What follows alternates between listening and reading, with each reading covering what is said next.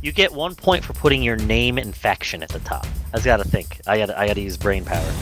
It was on death's door. All I had to do was push it gently, but I slipped on a banana. Cletus the football robot has showed up. Experiencing how some of these fucking rules in this thing is. This is how you know this podcast is going to be good. We got sirens and people fading off into the distance.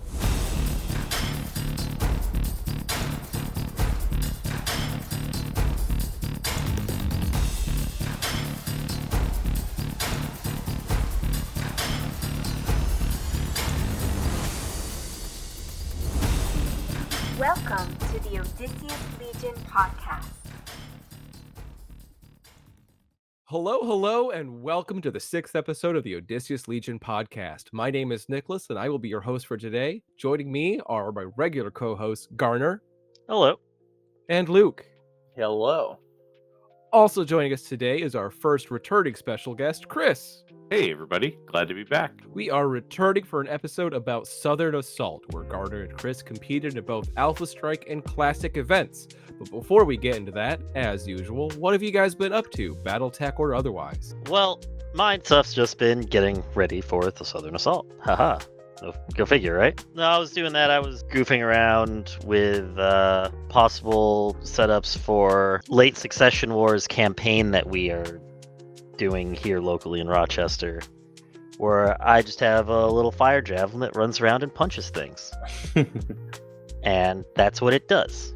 And I'm looking at spending all my skill points to start training up a different pilot to do something completely different. Because we played in some tunnels on this Tuesday and it did not go as planned. Not being able to jump jet really hurt myself.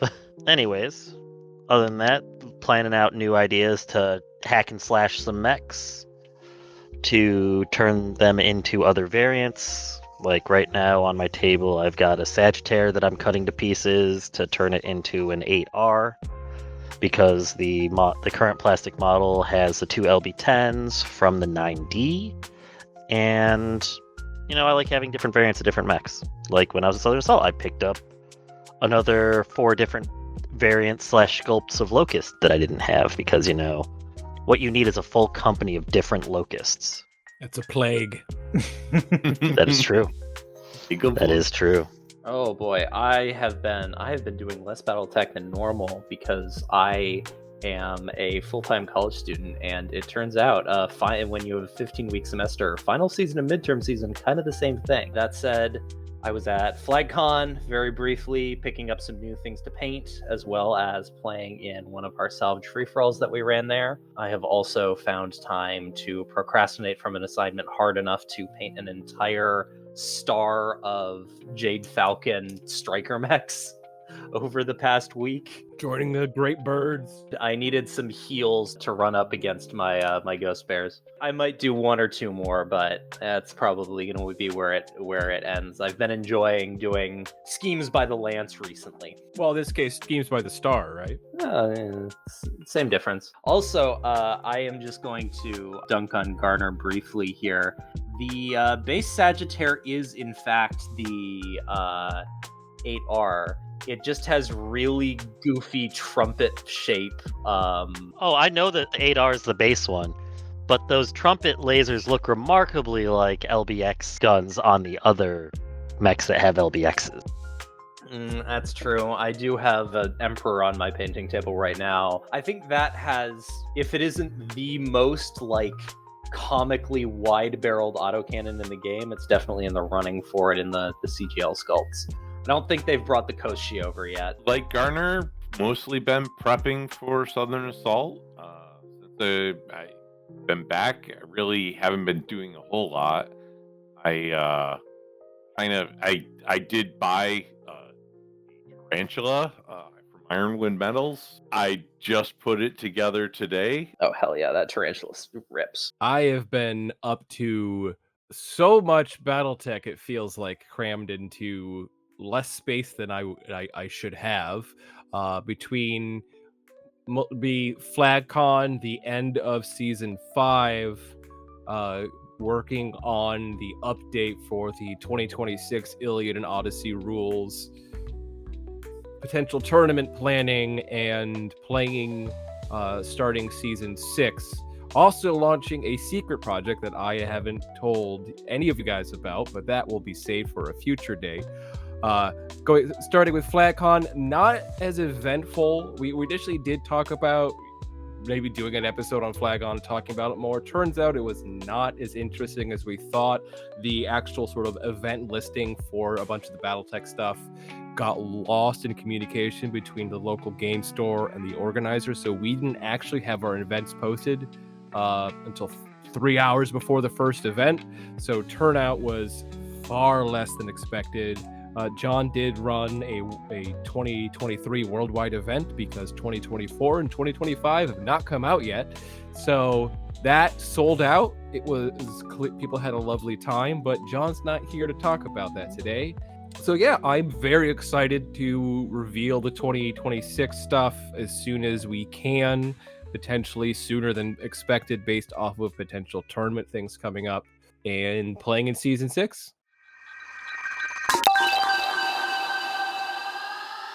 So on to our first segment, which is about Southern Assault itself. This is our second time talking about a tournament sponsored by Fortress Miniatures and Games as part of their Fortress Battlegrounds, whose mission statement on their website begins with, "Our goal is to grow the BattleTech gaming scene in a fun, exciting avenue.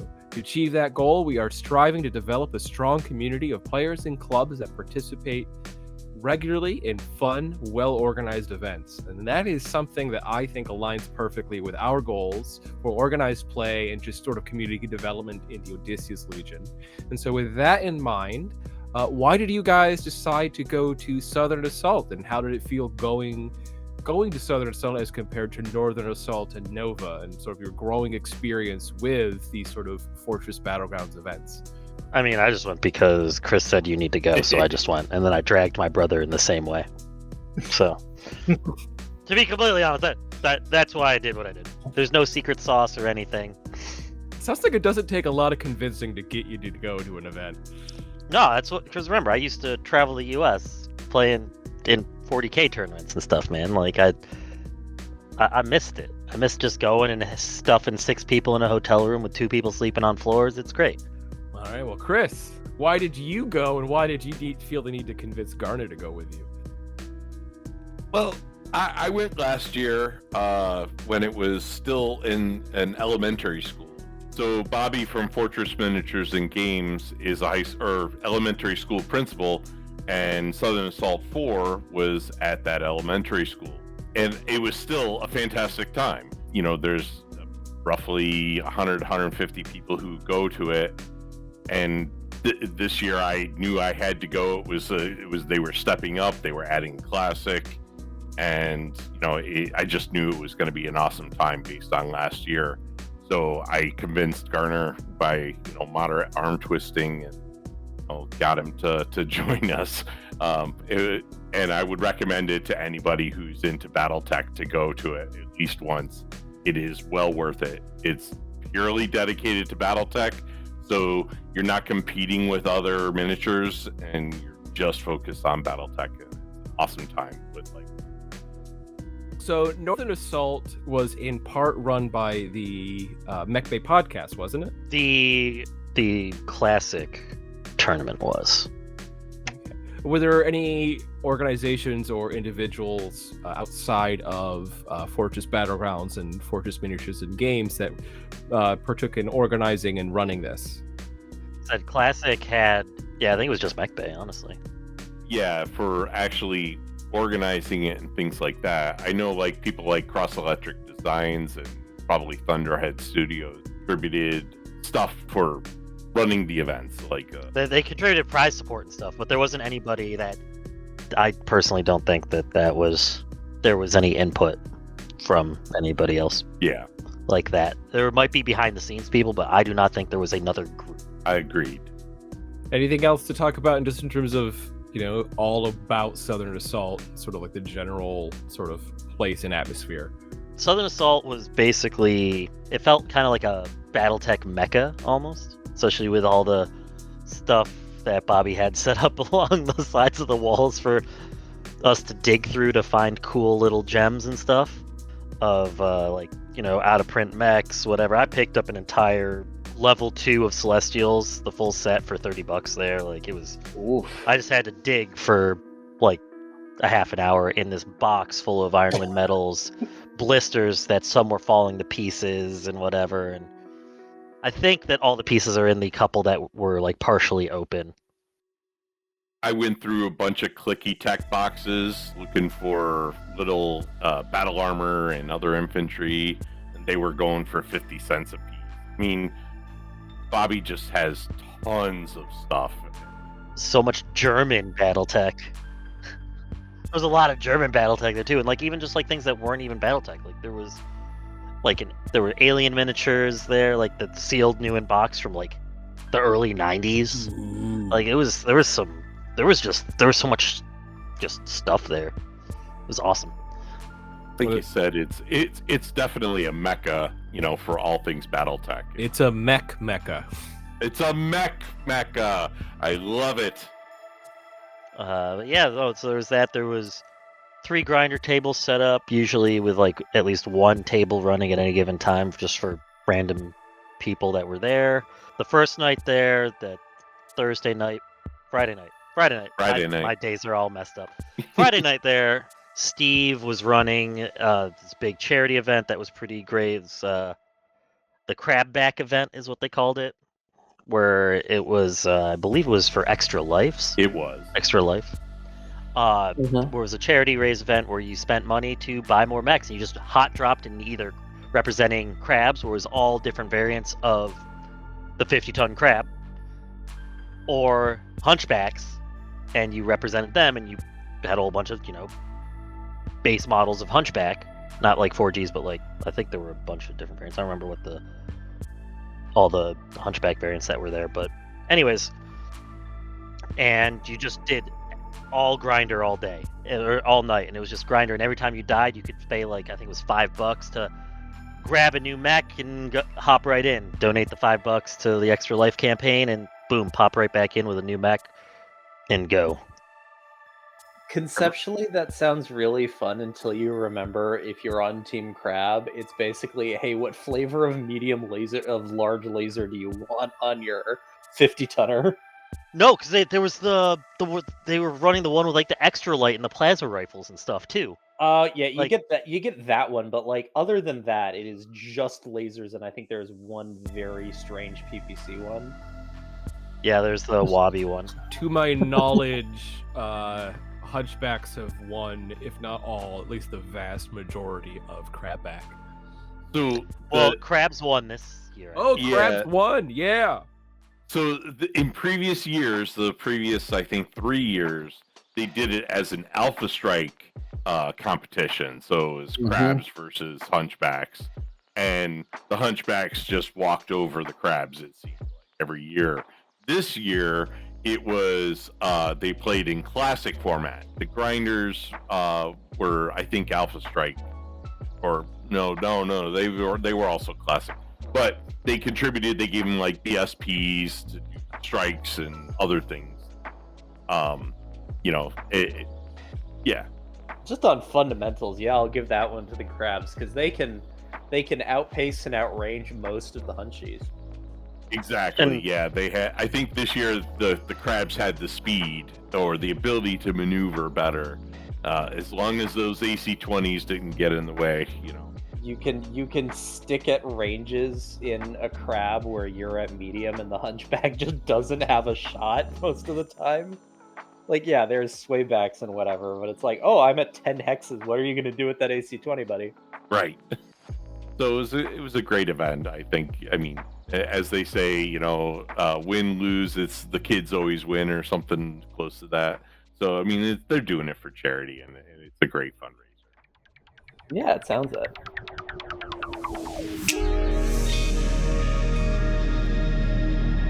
So how was the Alpha Strike event at Southern Assault organized? What was the rules packet, round structure, etc.? And this time, let's stick to like the packet and go into sort of games played later. So it was 2 days of 3 rounds apiece. Thankfully, Karnov Down was the last mission, so I got to ride that off into the sunset. And yeah, and this Karnov Down turned Chris into a believer. I think he was mentioning to me. We'll go into that later, but a believer in the poor mission design of just Karnov Down in general.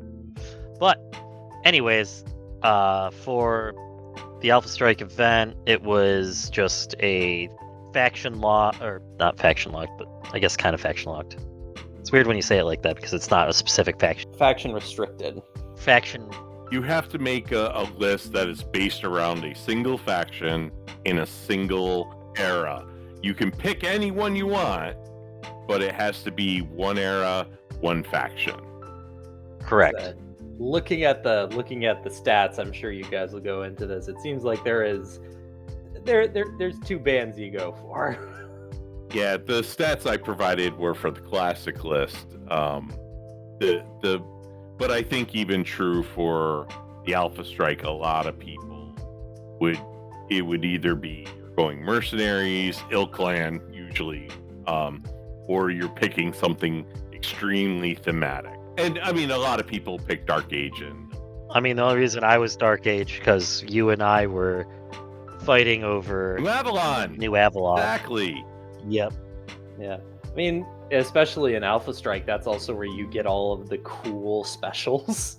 Yes. Like, if you want to play with mechs that aren't just bricks of armor, structure, and damage, then you kind of need to be playing in Republic era or later in order to gain access to a lot of that stuff. Yeah, a lot of things that are advanced tech, so you can't use them in Iliad. We'll get into that in a sec. So one of the things that they did this year for Southern, I don't know if it was the same in other years, but all of the games were done on differential scoring. So how badly or not your opponent beat you, or you beat your opponent, was the actual scores that went out. So that differential scoring is both good and bad, especially when the matchups aren't by Swiss pairings and actually by just pure battle points. Pure battle points mixed with differential made for some very strange lineups where some people fought others that they probably should not have been fighting, just based on, if you and your opponent had a really close game, you're both really good players, you had a low score, so then you go and end up in the kiddie pool. Or conversely, two newer players play each other and you just the one newer player happens to really outmatch the other, they have a blowout game, and yeah, sure, at the end it ends up almost equalizing out, but I think it is a recipe for some feels bad games. They did it at least last year. I'm assuming that this has been the format every year. The battle points, it's fairly objective based. In a couple of scenarios are how many kills, but usually you're trying to get an objective, accumulate points, and then the differential of how many objective points I have to what you have determines the battle points, which Victor, along with some secondaries.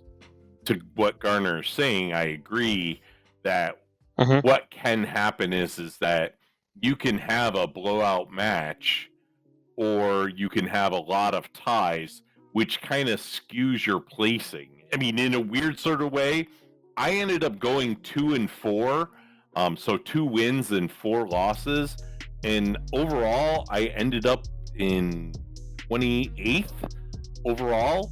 So, from a best general rank, I ended up 33rd and this is out of 96, I believe. So it's weird.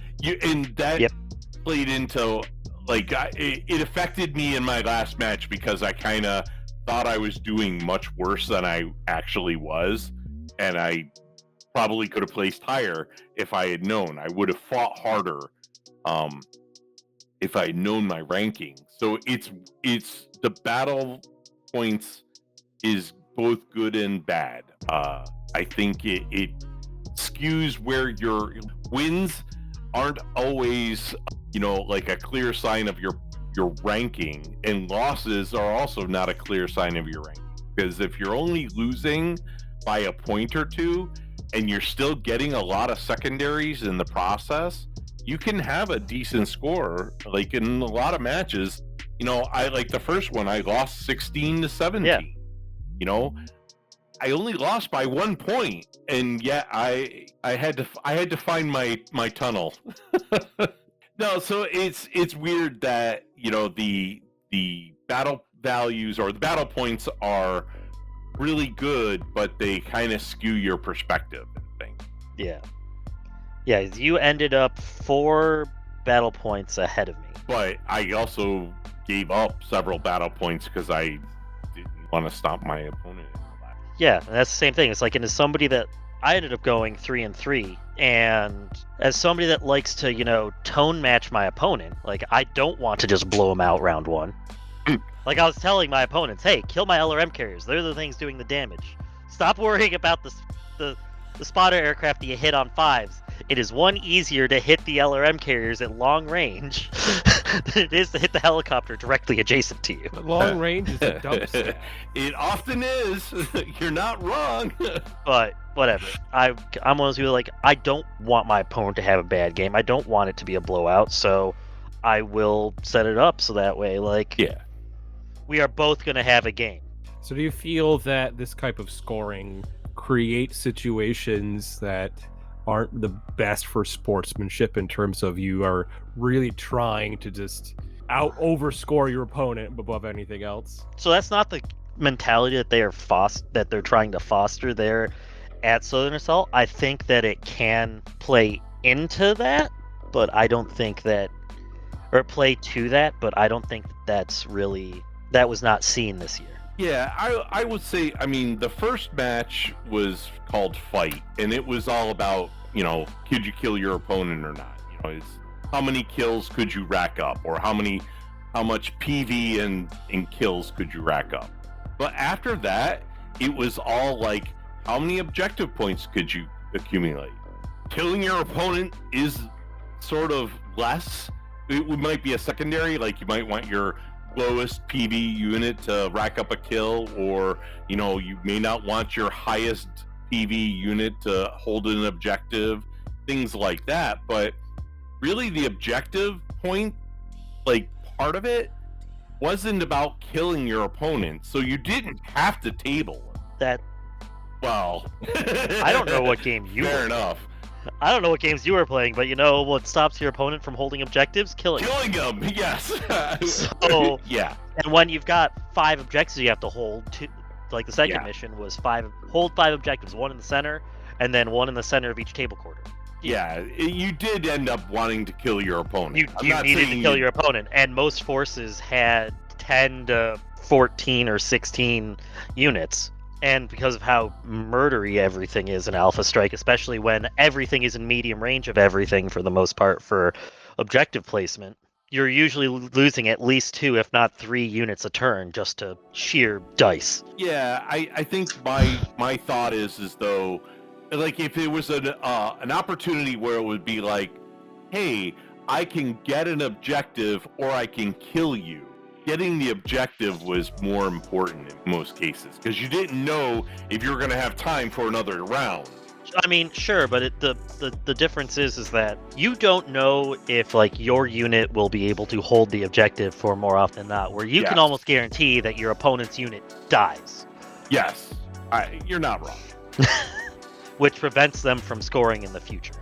Correct. That's the whole thing. Yeah, it's a different style. It's less... Yeah. It is less about strictly killing your opponent. Not that, as we've discussed, it is important, but the objective is less what you would call a straight up fight. It's not like there wasn't explicitly a king of the hill. The objectives made it a king of the hill, if that kind of makes sense, Yep. You put an objective in the center, hey, suddenly it's a king of the hill fight. So but it wasn't called that. It wasn't that you could win through other means. Do you feel like that type of scoring and the way the event went matches their goals in terms of the kind of play and sportsmanship they're trying to encourage? it felt, I guess the best way to put it is that Nova's mission setup was very kind of hands-off, but they did do Swiss pairing with points scored in games as tiebreakers. Southern Assault kind of felt the opposite, where it was placings and rankings didn't matter, and here's a bunch, and then gave a bunch of missions that were a bit more thought out. I'm with you, Garner, on all of that. I think for me, Southern Assault is you can play as competitive as you want.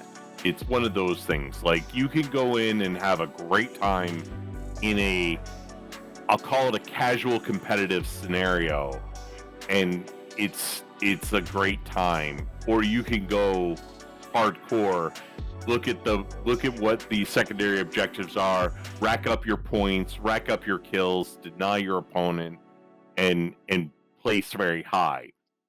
But like I said, I lost 4 of my matches, and I still placed relatively high, because maybe that's something that we need to discuss a little bit. Is there are other ways to accumulate points: sportsmanship, painting. They have because Bobby is a principal. He has a test. It's worth 15 points. Yeah, no lie. So the test. The test. It's open book. Wasn't, you know? It was open book. 15 questions. Yeah. Who led the SLDF on the Exodus, right, etc., etc. Like things that like getting a good score in BattleTech, a thing that's possible to achieve. Right. Actually, you know, I'm gonna sort this thing as to how many people. The lowest score was an 8 out of 15. You get 1 point for putting your name and faction at the top. Yeah. I mean, okay. So there, you only got what? 30 6 things, right? 30 people got 15s or 30-something people got 15s or higher. Wait, there's bonus points? Another 30 people. No, it was 15s or higher. Or 15s. 15 is the max. 15s, excuse me. So they got 15 is the max. Yeah, not higher. 15 or higher. 15s, not 15s or higher. 16. Yeah. I sorted this down. Anyways, then another 30 people got 14s. Yeah. Then another I got 14, and I don't know what I got wrong, but I got you something didn't get wrong. the test back? That's no. bad. But I think, like, a part of it, I mean, they asked a couple things. Like, one that I remember is how many elementals are in a star? It's 25. Yeah, I agree. It is 25. I agree. That's what I put. But that's sort of the trick where you're like, oh, it's 5. No, because that was one of the multiple choice answers. But yeah, and then there was another one was just, and there were some that were actually like rules related too. So like there was one like, is anything with a hover transportation mode prohibited from entering? Okay. And then like there was the second question was like a follow-on of like, or no, I forget what it was. But it was the answer to the first one was woods, because obviously they can't go in. I think the next question was, what can't the thing enter above or something? Like there was it was like something where it led into the next question, and I forget which order it was. But it was, you know, so there was some like so there's some lore questions, some rule questions, some. And like Garner, or like you were saying, it's open book. You can look it up. You can break out your phone. You can break out the rule book. Well, no, he did say no phones. He said no Google. Oh, he did say no Google? Yes, even though there were people clearly doing it. I thought he said, like, I couldn't ask you. It was that. I thought that was the restriction. That's the other part of how I think Southern Assault promotes itself is that, you know, your painting, your hobby skills, your sportsmanship, you know, your composition score, you know, all kind of build into your overall rank.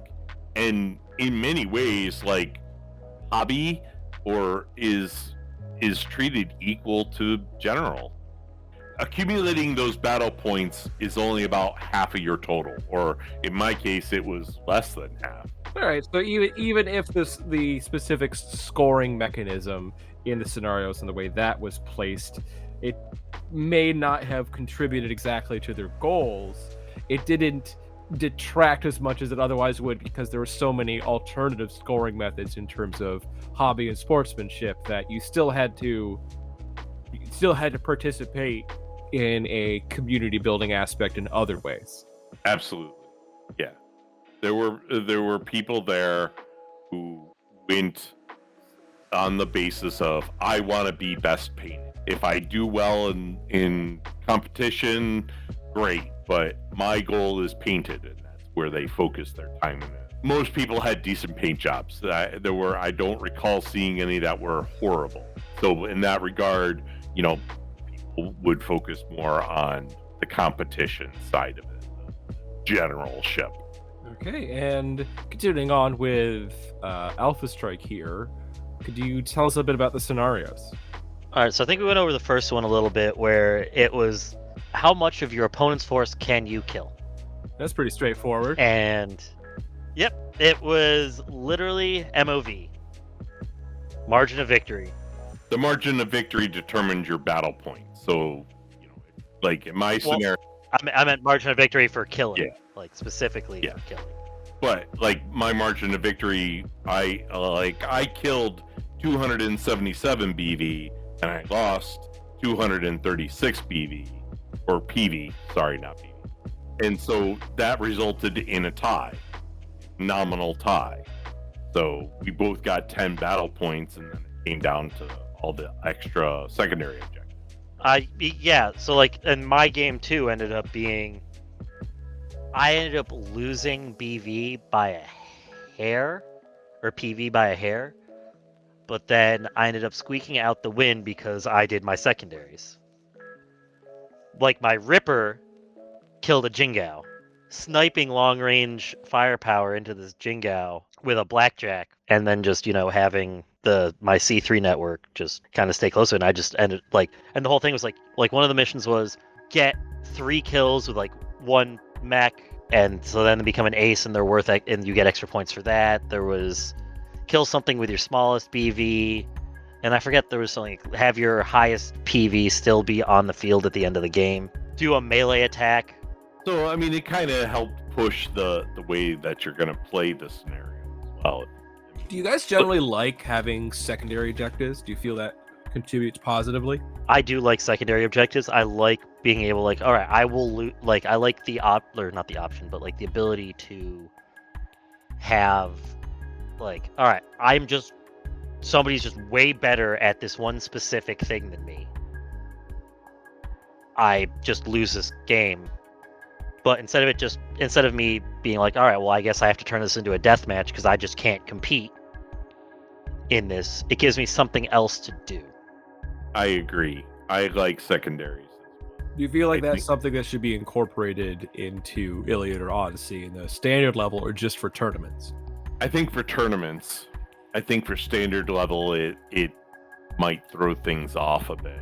For standard level, I don't think it's needed because the league play, you can kind of pick who you're gonna fight, and you're oh man, this guy's you can choose to not fight the guy that just auto wings King of the Hill because he's a melee brawling list.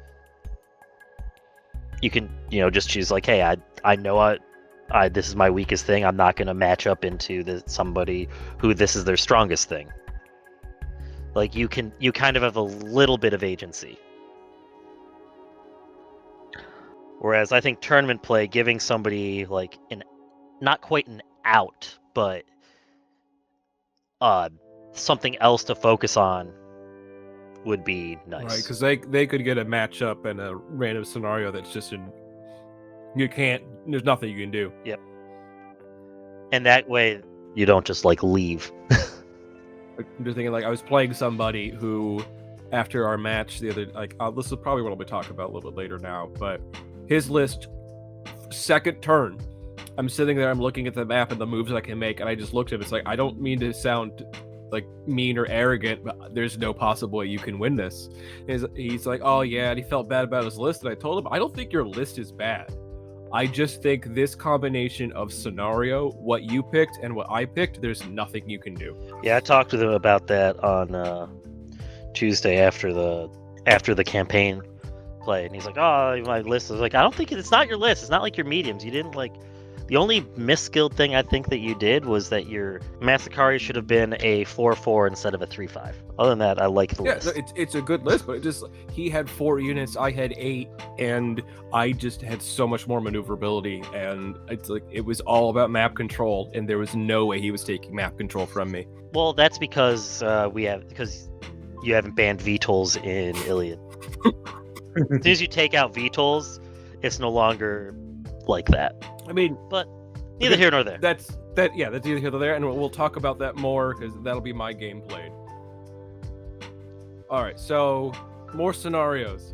Scenario 2 was 5 objectives, 1 in the center of each quadrant of the map. There were secondaries for highest BV survived and enemy highest BV. Highest BV that didn't hold an objective, I think, too. Survives and didn't hold an objective, which was really annoying for my game because my opponent just had like indirect fire 40 or something. Wow. Yeah, my poor Templar. How do you even do that? Bane 3. That explains some things, and that is a mech we are going to be seeing a lot more of now. Once Aces proliferates more. It proliferates. It is shipping as we speak. Yes, proliferates, exactly. But anyways, so that was, again, talk about that later. So that was the round 2. Round 3 was effectively triple King of the Hill. 3 hills along the center line. Whoever had the most combined size on it held it. You know, that's something I had never thought of, like King of the Hill with more than 1 point. How would that play out? Kind of like how Raise the Flag plays out, honestly. Did you feel it was more interesting or less interesting than having 1 hill to hold? I thought it was less interesting because the way that the hills were lined up as it being just evenly spaced along the center line of the 4x4 map. Exactly. Yep. Everybody had range to everything, always. And so it's just like everybody's contributing to the fight the whole time, which again, like that was the whole reason why I did Raise the Flag, was because I wanted you to be forced to split your forces, and this did not cause that. So it was literally just brawl along the center line. It was, I mean, it's a fine mission and all, but it is just that. It was like, okay, I'm going to bring some guys on the left side and some guys on the right side, and I'm going to shoot everything in the middle, or I'm going to bring guys up the middle and shoot everybody around me. I mean, it wasn't, I mean, it's interesting, but in the end of the day, it's just a bigger King of the Hill. Yep. It was a straight line King of the Hill. It's possible that terrain could affect how that King of the Hill or that where the objectives would be. And that's something I'll get into too, because I thought that there were some, like, I would say the majority of tables did not have enough center field terrain. Oh no. Which was great for me and hard for me. I had a mix of tables. Like this one, so interesting on this third match, I played Garner's brother, Kalen, who had artillery, which was a pain in the ass. But the board itself, like, I think, like, there was one that was fairly open, and then that was on my right side. The center objective was actually, it landed on top of an archway, and we declared that you could be beneath the objective and in the archway and still be able to declare that you were there, assuming it being a pillar that shot up into the sky. So there was some interesting aspects about that, because you could either be under the arch or above the arch, exposing yourself or hiding yourself, as the case may be. So there was some interesting tactics around that. And the other one was just behind a wall kind of thing. My first 3 matches had absolutely nothing in the center. Wow. Yeah, that could get rough. I mean, it was rough for my opponent's turn 1, because then my LRM carries just said, there's a unit. Delete it. There is smoking boots. But then, like, I didn't really have anywhere to particularly go and put my LRM carriers once things were in range of them. So I couldn't then use the IF to advantage, which is what I was wanting to do with the list. But anyways, either way, like there wasn't a lot of like terrain to like hide around, at least on my mission 3, so it just didn't end up like, and I just found that like just happened to be that the 3 boards that I played the first day were a little barren in the middle, whereas the 3 boards that I played the second day had some very good terrain, where it was evenly distributed. There wasn't big holes. I wonder if they made any adjustments between the nights, like overnight. I don't recall. No, any. it's the same tables. It's just I played on better distribution of terrain tables. So yes, those are the day ones. What did you think of Game 4? Yeah, go ahead. I mean, Day 2, Game 4, because I thought this was an interesting setup. This was the same one that we played that I said that I liked the concept of at Nova, where it's got the hex of objectives. I was not a big fan of playing it this time, but not because of the map or dice rolls or anything. It was because I ended up playing against the guy that brought the most heat in the tournament. So I also played against the heat list on this one, and but mine had twice the amount of heat that you had. Yes, exactly. You had it much hotter. I was on the lava map, no less. You should have been on my map. That wasn't like the mission's fault particularly. It's just that as soon as something popped onto an objective, it was not able to rotate out because it was stuck in place. You stick your head out and then you just get set on fire. You get set on fire, can't move next turn effectively. Yeah, this one was this one that's set up in a hex. There's 6 objectives in a hex about 12 inches apart. Like, for me, I actually, like, my opponent had a Blood Asp. That was his killing unit for once you got heated up. And my C3 list, I took that thing out. Like, well, it ended up being round 2, but he tried to get away with that. He tried to retreat with that on round 2, and I just hunted him down and killed him. Yeah, whereas his heat, just everything he had effectively 2 heat at long range, and just deleted my LRM carriers turn 1 because double damage. I do think that mission is interesting still. I think it's an interesting mission, I agree.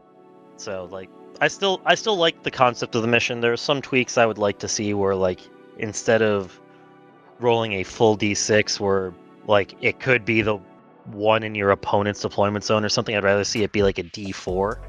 Yeah, I was thinking along the lines of like the objective that you want to take had to be actually the opposite side of the table, because that was one thing that we talked about at dinner on the end of the second night. The mission could promote a very static line in the sense of I've got 3, you've got 3, and I'm not going to move because if I stick my head up, you're going to shoot it, you know. So well, I mean that was never. I don't feel like that's not what I gathered. Some people were complaining about that at dinner. I also didn't have that. I felt our board was.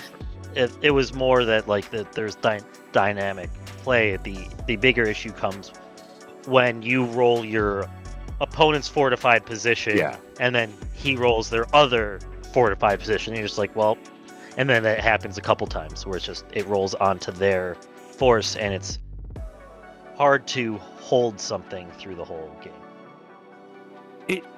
Yeah, I wonder if another suggestion that was made at that dinner was instead of having 6 objectives, it was actually just 4 objectives. So 1 in your area, 1 in your opponent's area, and 2 on the center line.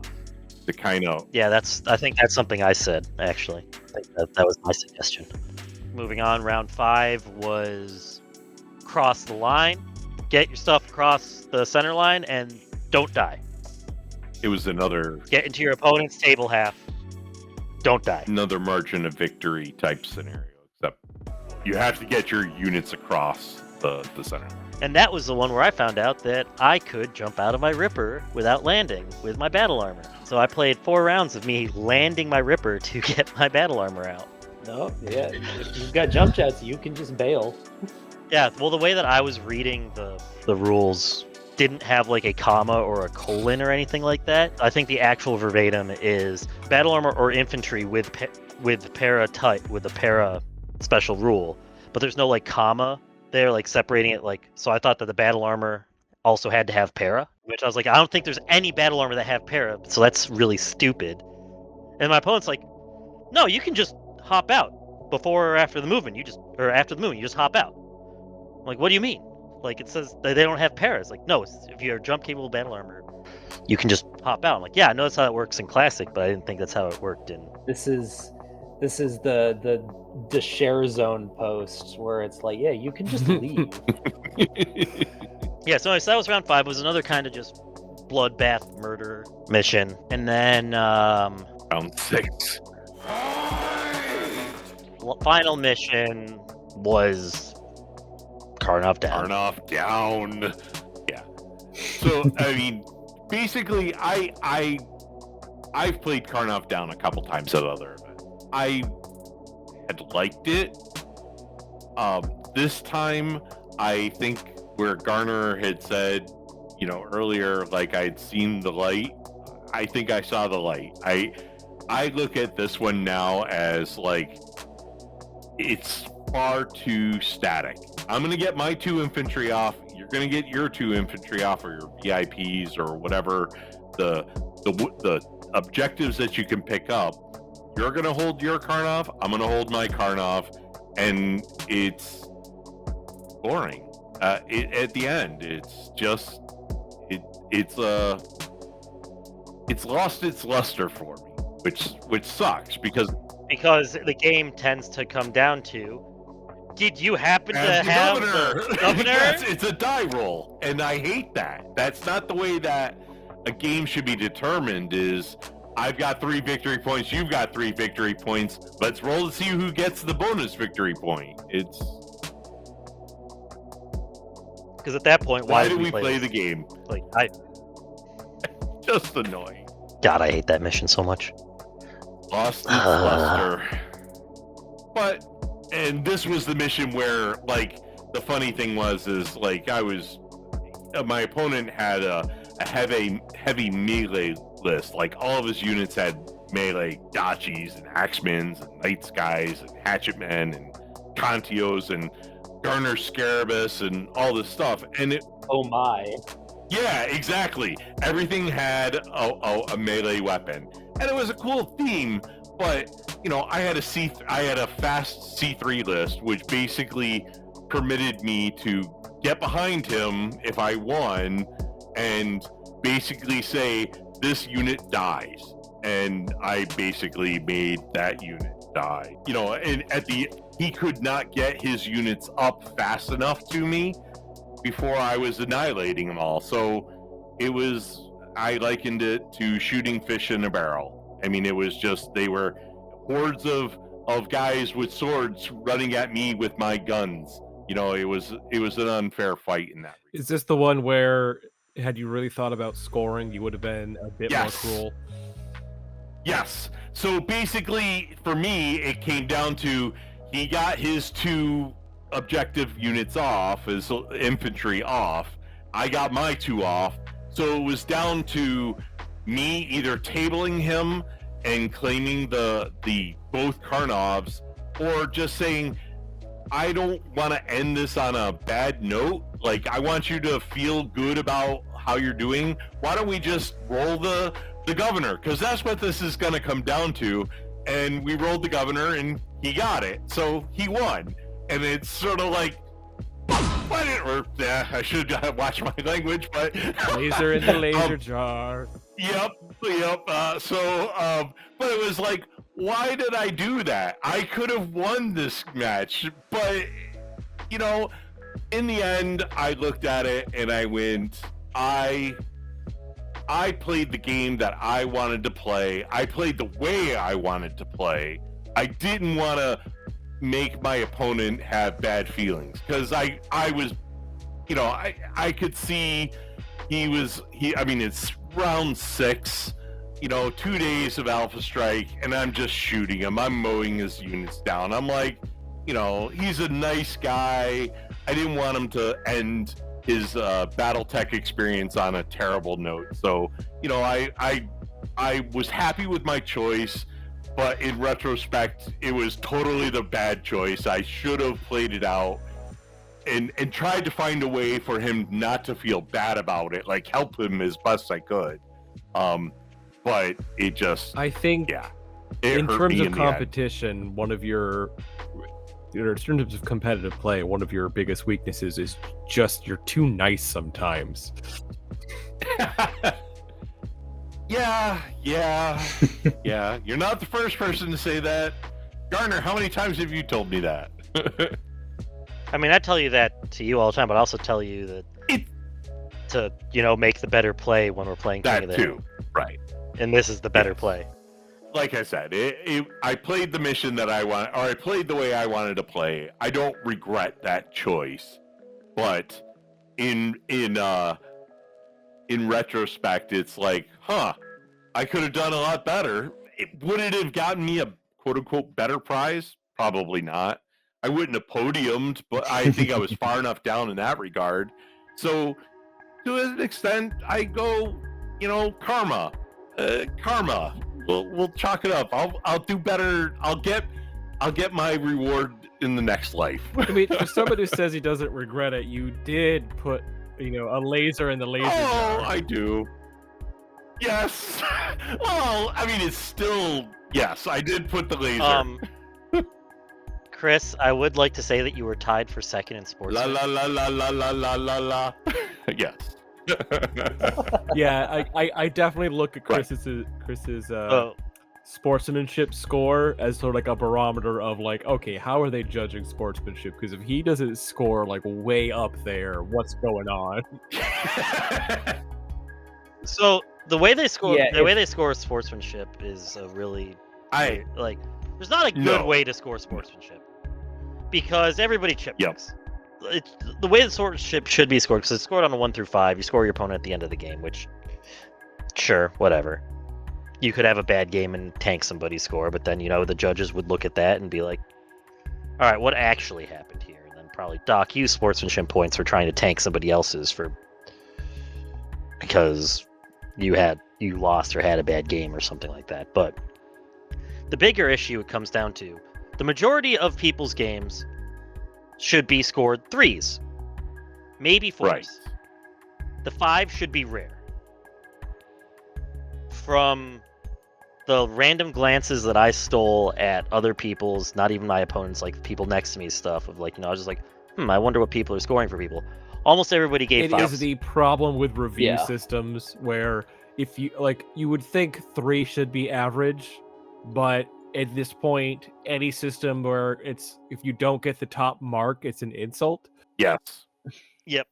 So then that's why they end up bringing it to favorite opponent rankings at the end, where you rank you have tiered choice of who did you want to fight, who is your favorite opponent out of your 5, which ends up I feel like nullifying all the 5s, and I now feel like a jerk because I put most of my guys were 4s for sportsmanship. Because yes, they were good people. Would I play them again? Yeah. Would I enjoy playing them again? Yeah. Set you on fire, guy.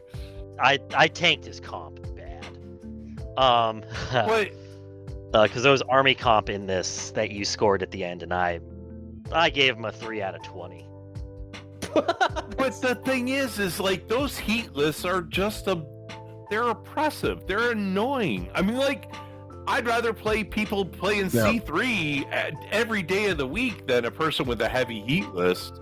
Okay, I would rather play people playing C3 while myself not having ECM.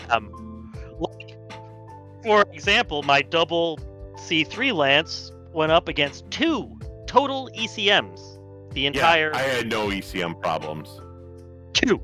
No, it wasn't even an ECM problem. I had 3 or 4 ECMs built into my list to counter other people's ECMs. And they just didn't show up. Ooh. Nobody brought any. And that's the weird thing is like you would think in Dark Age, Ilkhan era, everybody's got ECM. It's hard not to bring ECM. And it seemed like I never was, my C3 was never disrupted. Never even had to worry about it. Neither did mine. I never even actually lost either of my masters. Was that Like, it just was crazy. the Alpha Strike section? Well, I mean, I'll get to the.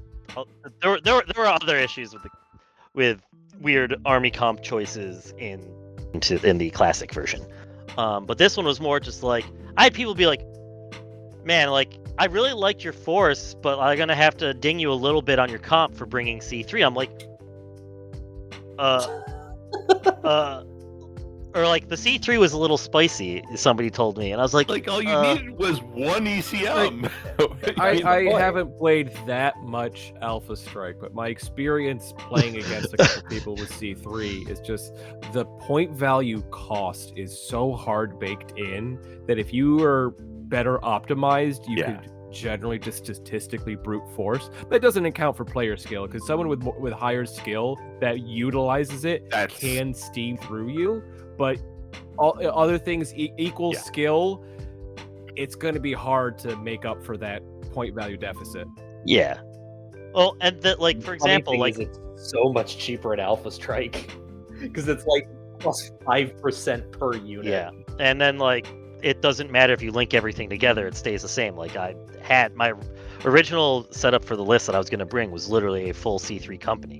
For example, just for like comp things, like I'm gonna ding your comp score for bringing C3, but then like the narc list that I tend to normally bring is so much worse and so much bigger of an offender. The same disruptive by ECM than my double C3 lance, and it's still disrupted by ECM, and nobody complained about my narc. And actually, really funny, one of the guys that I played at Nova, I ended up sitting like kitty corner across from him because he was playing on the table next to me, and he's like, "So I took your list and like I rebuilt it, but put my own twist on it and made it better."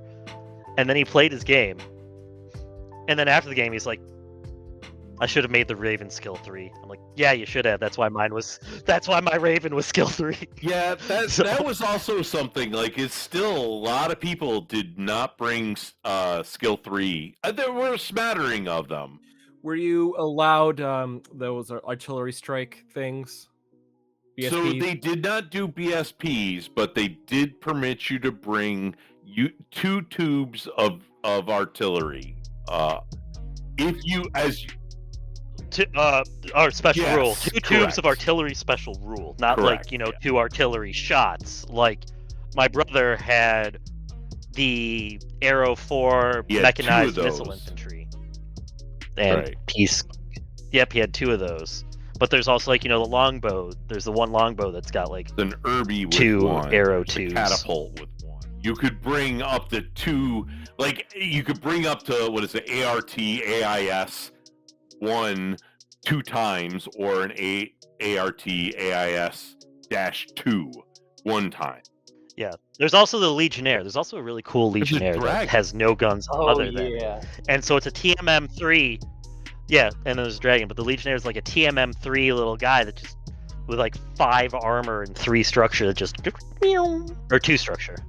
Yeah, see, I'm always curious because I know a lot of Alpha Strike events in particular have BSPs or artillery, and like listening into other organizers and WolfNet, they tend to have it because it's a counter to high TMM, which it always strikes me as interesting because you have this entire player group who doesn't believe in upgrading gunnery and complains about high TMM and comes up with any solution possible except for upgrading gunnery. Yep, and that's.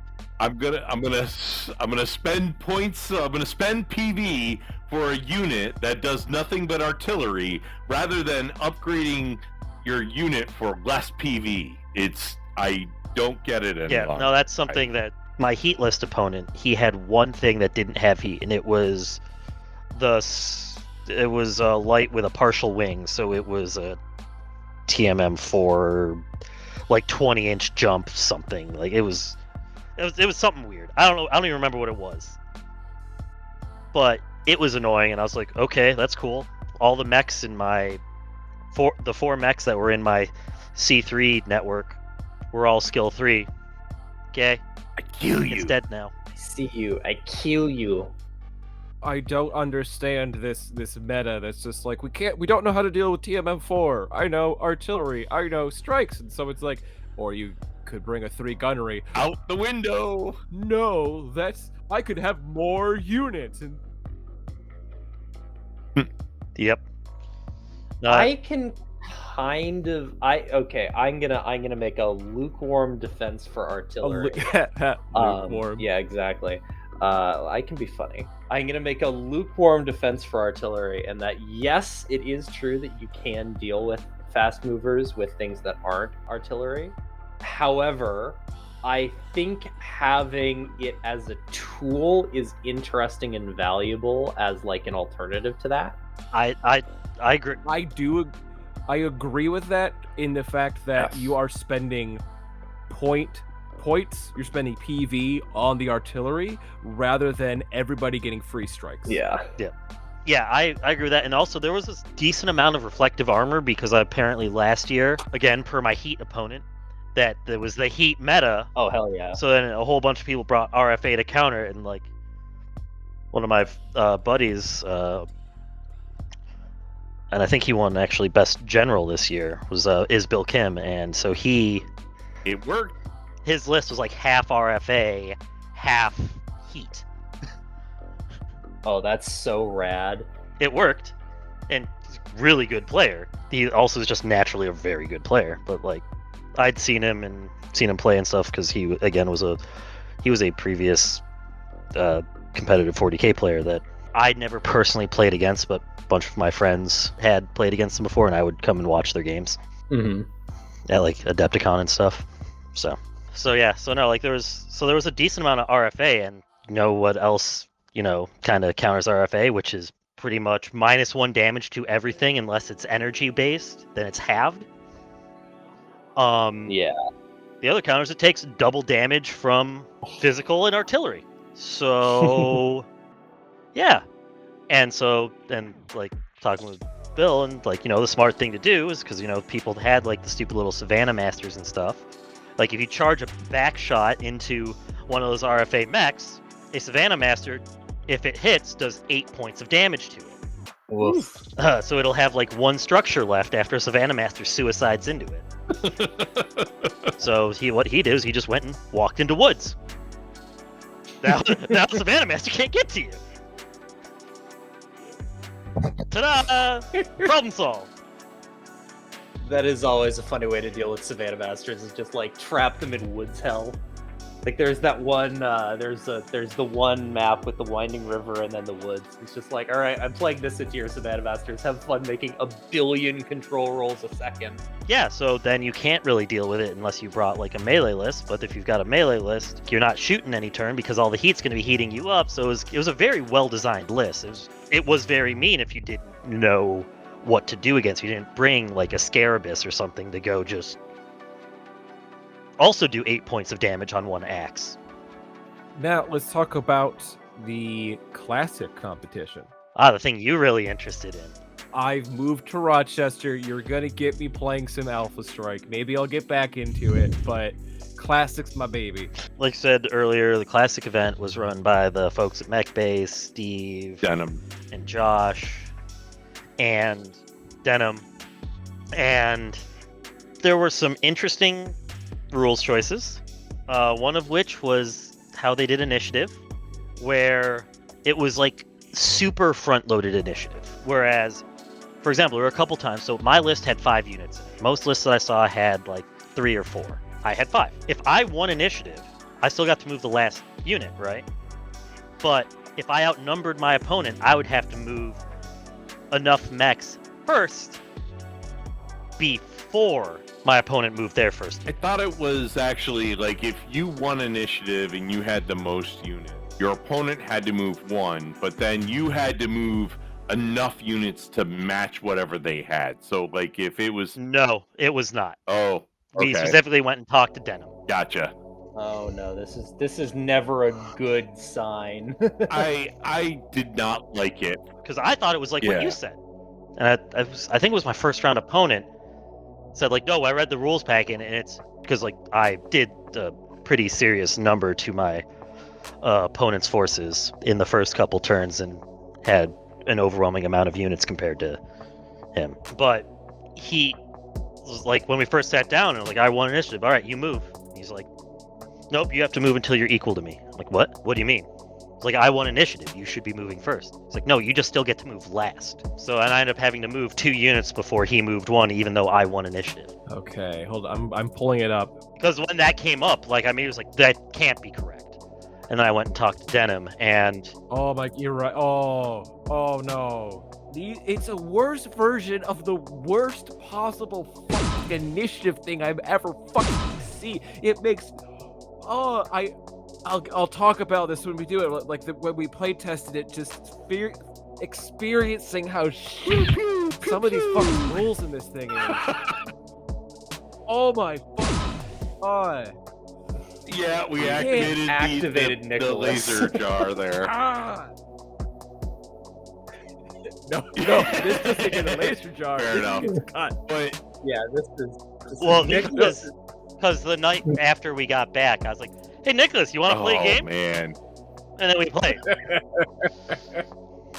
Oh, we'll get into that. No, it's like what I told John. There's a whole code switch where if you see me start swearing, like, it's Gotcha. not making it into the podcast. Yep. I have the editing power. Yeah, you have the almighty talking stick. But yeah, Luke, I can't hear you. All I heard was silence. Exactly. but yeah. Anyways, so that was the Oh, let me go back. Let me read that here.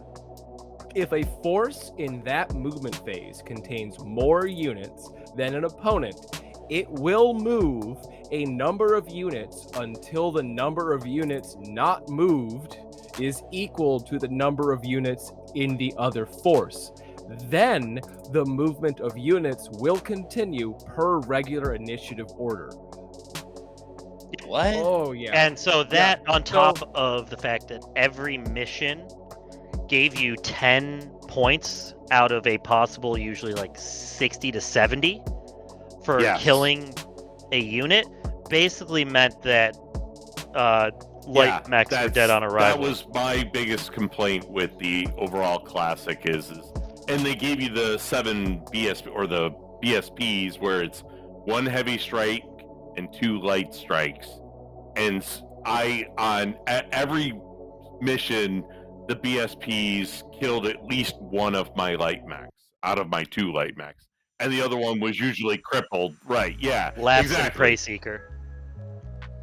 Well, I laugh in Prey Seeker because it would eat 2 Wow. and So still not die. Fire Falcon, I don't even know how ATMs work because I never got to shoot the damn things. I mean, like my Fire Falcons were getting chewed apart. My poor Punch Monkey also just like he lost a leg. He got chewed up in other matches. It was like, but I will tell you that Black Lantern should have. That thing needs to be banned. He was just obnoxious.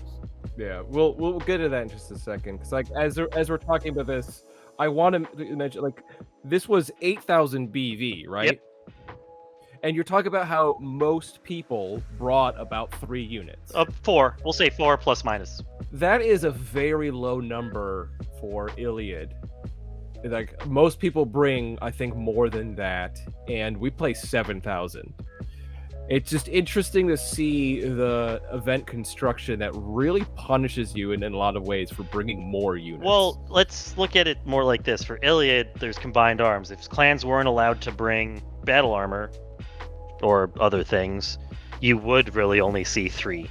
Yeah, I think that's a good point. So, because this was also Yep. battle mech manual only. I still think as a clan player, if I wasn't allowed battle armor, I would not be bringing 3 units just because of the way we have objective structure. Yeah.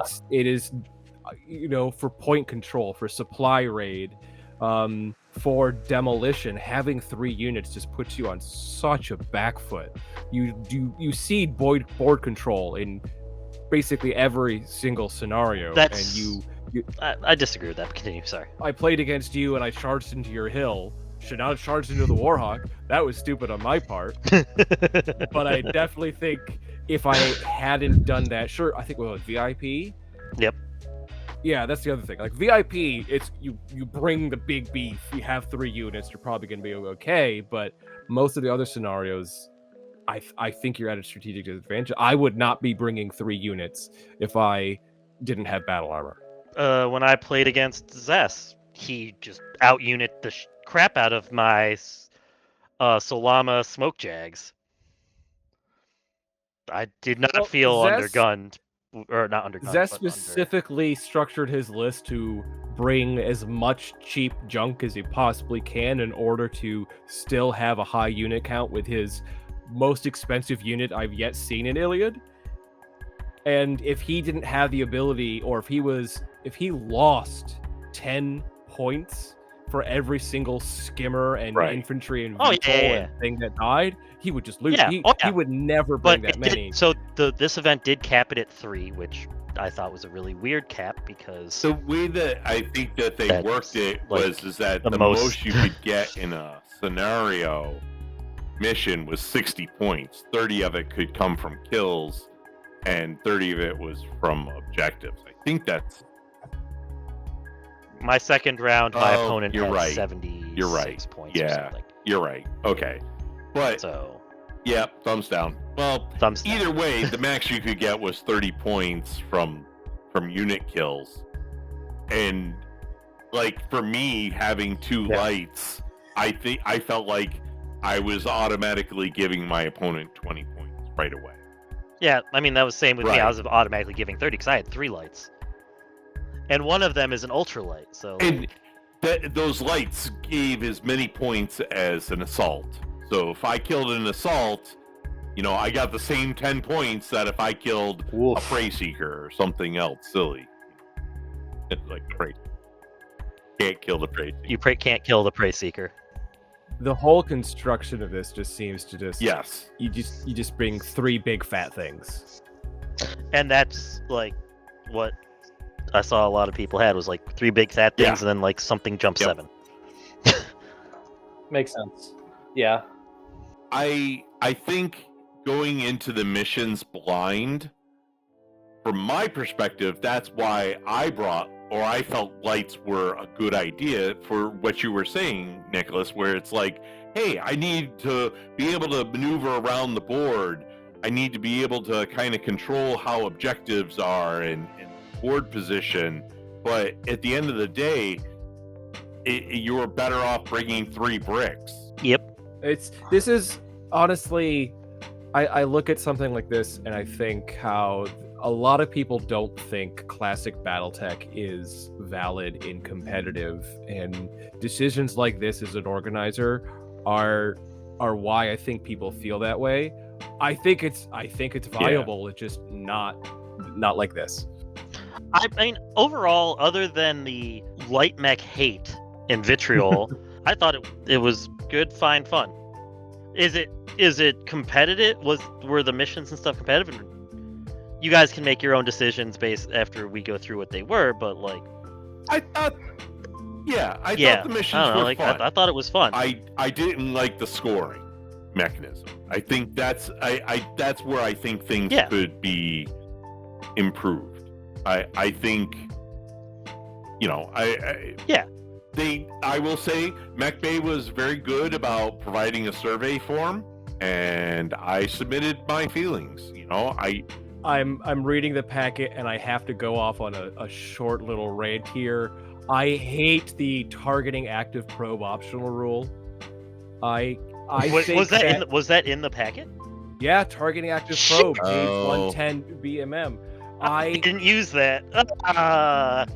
Yeah. There you go. go. My NIS observer could have actually done something. In my opinion, active probes exist as a narrative piece of equipment, an RPG scenario piece of equipment. They're great for double blind and other things, or in a situation where you don't necessarily have access to your opponent's record sheets because they're a game master, but if you're an active probe rage, you can see them, so you gain some more information. There's ways to make active probes interesting and useful in a narrative, GM-led kind of like an active sense.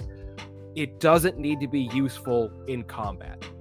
I don't understand people who look at it's like active probe is useless. This is a waste of space on my mech. It's like, you can't customize your mechs. Mechs exist in a universe. They don't necessarily have to have every single thing on perfectly them optimized. to be able to kill someone.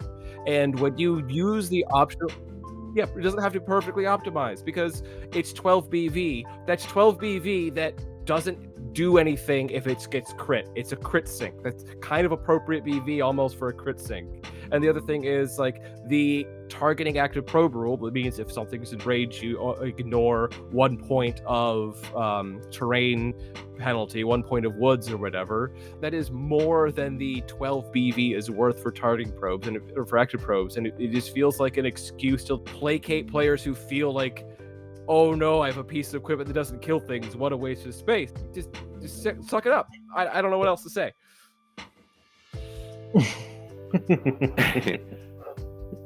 End rant. Sure. Anyways, let's go into the missions now. Well said. So mission 1 was effectively foosball the game. There were 4 objectives placed along the center line of effectively 2 map sheets. It's going the long ways. Every mission was walk-on deployment, by the way. That was something I did not realize, which when we start talking about gameplay, I can talk about why that was important. So how it worked is that each one of those objectives could move. You could only control it by standing on it. Whatever the size of the unit was that was standing on it, that's how far it would move towards your opponent's board edge. And if you kicked it off the board edge, you got bonus points. Otherwise, at the end of the game, however far each objective was towards your opponent's board edge, that's how many points you would get. That's what it was. I enjoyed that one a lot. I think that it would have been more interesting if killing your opponent didn't give you more points than was possible to get by getting objectives off the board. But again, that's not like particularly like the mission objective design flaw and just a scoring design. Round 2 was something that we saw previously at Motor City Mayhem, actually, or a variant of it at Motor City Mayhem, which was you have to go and pick up explosive cargo and run around with it. Or not run around with it, but and hold it. And you get points for holding it. If you move too fast or jump or get forced to take PSRs, there's a chance it goes boom. Unfortunately, the boom was 2 clusters of 5 damage, so you didn't want to give it to light mechs because they would just kill themselves. Well, light mechs were the only ones that could get away with picking it up and getting off getting into a secret spot. Really? The Caesar would like a word from you. Well, my opponent in this match picked up a crate with his javelin and managed to find a hidey spot, but I was trying to chase him with the Black Lantern, and so he had to make a choice to run fast and exploded himself, saving the Black Lantern the job of hunting him and crushing him. I feel like that's just you guys aren't playing the right light mechs. If 2 hits of 5 damage. Well, 2 hits of 5 damage on top top of the airstrikes. Yes. Which are also doing 2 hits of 5. Well, one does 4 hits of 5, 2 do 2 hits of 5. Exactly. So I mean, you could drop 1 a turn. But whatever. The Prey Seeker lived. Prey Seeker didn't care about your stupid strikes. I felt like a lot of times with those, I was getting hit in the leg, and trying to a +5 to stand with a leg destroyed. It's just why bother? I would be really curious to ask the designer why to allow the airstrikes. Because TMM4 and because of Jump 7. there was a limit of 2 jump 7. I feel like if jump 7 was that big of a problem, you go to 1 TMM 7 or 1 jump 7, and then tell your opponents to skill up to gunnery 3. Yeah. But whatever, neither here nor there. The jump 7 Delenda Est. Once again, the kind of the pivot around which a lot of the game breaks, it feels. Yep. Is how you deal with that, the crossing of that delta. Speaking of this game, this second game, the way that the board was laid out, I actually got TMM 5 with my Prey Seeker. Ow. Oh man, you got the 18 hex run. I got the 18x run, baby. Hell yeah! It took a AC 20 to the side torso. Promptly. Like, yay! Go. But I was like, I'm doing this. I don't think it's a great idea, but I want to get the 5 TMM just once. It's too tempting not to. And to be fair, it did force him out of position, but whatever. Anyways, round 3 was you had to escort effectively a 100 HP BSP truck across the board from short edge to short edge. And you could block line of sight to it by plopping a mech in front. Okay, that's bad. Because I was about to say, I hate escort mission design because it's so easy to blow the truck up. They did restrict it. You couldn't charge the. Couldn't push I was it. very sad. You couldn't death from above it. Like I didn't notice the no charge rule until I had already set it up. Until I had already set up the Devastator, waiting to slam 90 damage into it, and then I was like, "All right, so let me count this out. All right, I got this." And hang on, let me read the rule packet, the mission sheet again. Farts. You don't have to zap that one. I was gonna say you're gonna get stuck in the laser jar anyway to get rid of the peak on that. But even without charges, there are so many ways to just make it when you have to deal with like I'm guessing it's like a TMM2 truck. It is. It's like that is such an easy target, even if you're playing on like a board which is specifically set up for you to be able to escort it across. It's just so easy to be like, all right, cool. I can confabulate a way to get within 14 hexes of you with some LRM and just make your life hell. So Garner, did you target the truck at all? Yeah, I almost killed it. That's why I didn't lose. I did not kill a single one of my opponent's mechs. He killed 2.5 of mine. Yeah. Devastator lives because of internal armored gyros. So for me, it was I managed to make it so that my opponent couldn't get his truck off the board, and I did. I made my truck off the board. My opponent didn't even shoot at my truck. He just ignored it. Yeah, neither of us really did damage to the truck, but I got mine off the board and my opponent did. I did I think 50 damage or something to mine. Or to my opponents. But that was in the end, that was what, 10 points? I mean, not 0, that's good. But it really wasn't. I mean, you were better off doing that 50 points to a heck, in my opinion. Not to my opponent's mechs. Well, fair enough. A Widowmaker, a Sunder, and a Regent. Yeah. I mean, I had to kill my opponent's Oscout and Spider to get my 20 points, and then try and figure out a Warhammer, a Black Knight, an Osrock, or an Orion. So. Oh, yeah, and then the last mech that he had was the Dasher 2 with mask. Oh, jeez. Which was really funny because all my mechs were skilled up. No charges, so, no countercharge. Yep. The modifier wasn't quite as great. And actually, the one time that he charged the NAS Observer, which I left as a 4/5, he missed.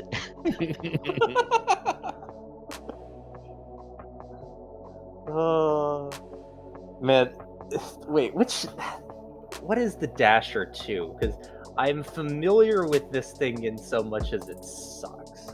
It's a 40-ton mech with mask. Oh man. It's a 40-ton mech with mask, and also it's 20, almost 2300 BV base. Ew, brother. And yeah, I think it has like a bunch of like heavy smalls or something. I don't know. Or ER smalls or something. Yeah, I don't know. well, there's different versions, of course, but Whatever. The only one with mask has a triple XL engine and 6 ER medium lasers. Oh, 6 And if ER mediums? Okay. Yeah, and if it fires everything, it spikes to 16 and needs to avoid a shutdown. Yeah, that happened once. Oh, It didn't shut down, but it did spike and pass, I think, if I remember right. That's so wretched. Okay. But see, the XSL engine is why I brought the Prey Seeker I brought. Yeah. It can't overheat. It's got 10 double heat sinks for 6 machine guns. You know what? Fair enough. Looking at the scenarios, we played scenario 1, a little sort of like a demo game, Garner, and like I think scenarios are interesting. And I don't like the truck, but scenarios 1 and 2, missions 1 and 2, I think are pretty cool. Yeah. No, I like them, and I just the truck BSP thing. I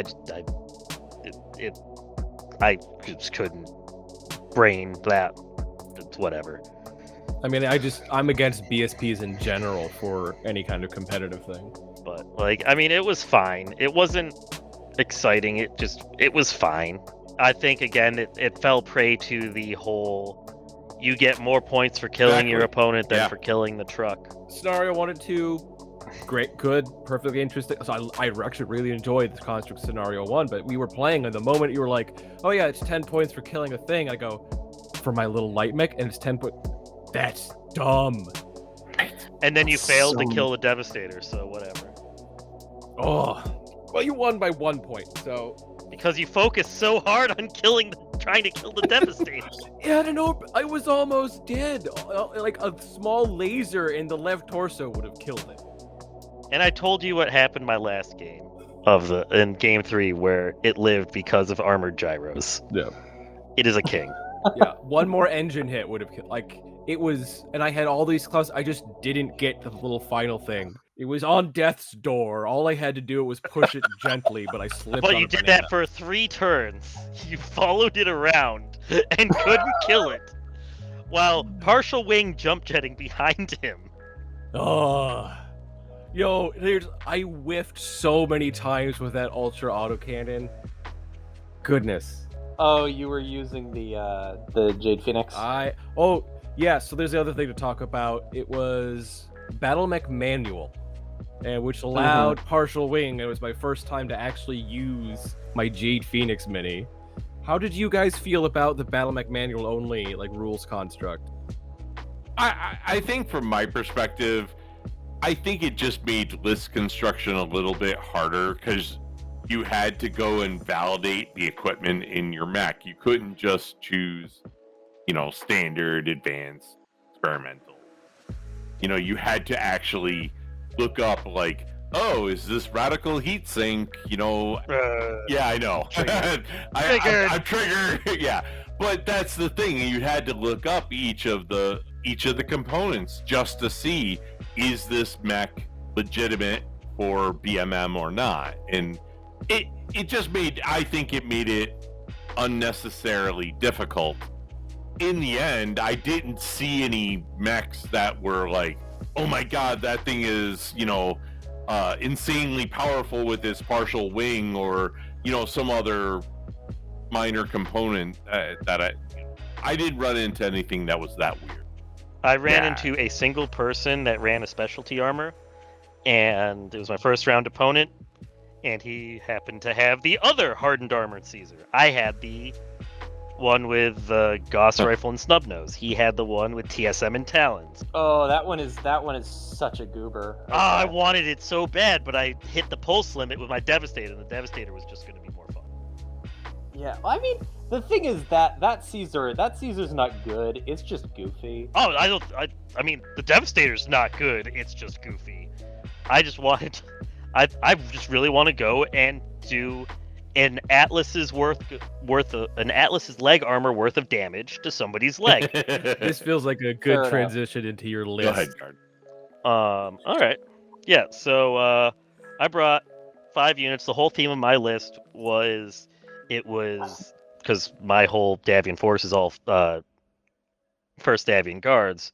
So it was 4 Davian guards piloting 4 like test bed newer production model mechs, with 1 5th mech being a little jumpy Oscout that has 1 laser, an ECM, and a probe bouncing around, observing as the NIS observer. I think I've said a couple times before. I call him my NIS observer because he was I was wondering 4-5, what the hell that was. 5-4. I don't even remember. It was super low skill, like barely able to pilot the mech effectively compared to the other guys. Guy watching 4 actual real pilots run around and do real pilot things. The mascot of the team and my favorite little guy is the Prey Seeker. I brought the Prey Seeker 30. It's got a machine gun array in one arm and a light machine gun array in the other arm with 3 machine guns slaved to each, an XXL engine, and he's 15 He's tons 15 of tons of nightmare. What a way to put it. He's got little grabby arms. Sometimes I'll call him Senor Grabby Hands because the TRO art is hilarious and is matched very, very well by the actual model itself. Then stepping up on the weight scale is the Javelin 12N, which is just 2 Clan SRM6s. He has a tag that didn't exist, whatever. And he was, pilot skills, hang on. The Prey Seeker was a 3-3. 3 piloting, 3 gunnery. The Javelin is a 3-4. And like I said, it's 8-12-8 with 2 SRM6. It had 1 ton of Inferno ammo. Just because energy boats make me angry. Fair enough. Especially pulse boats. So I'm not dealing with you. And then stepping next up to bat is the Caesar 5R, I want to say.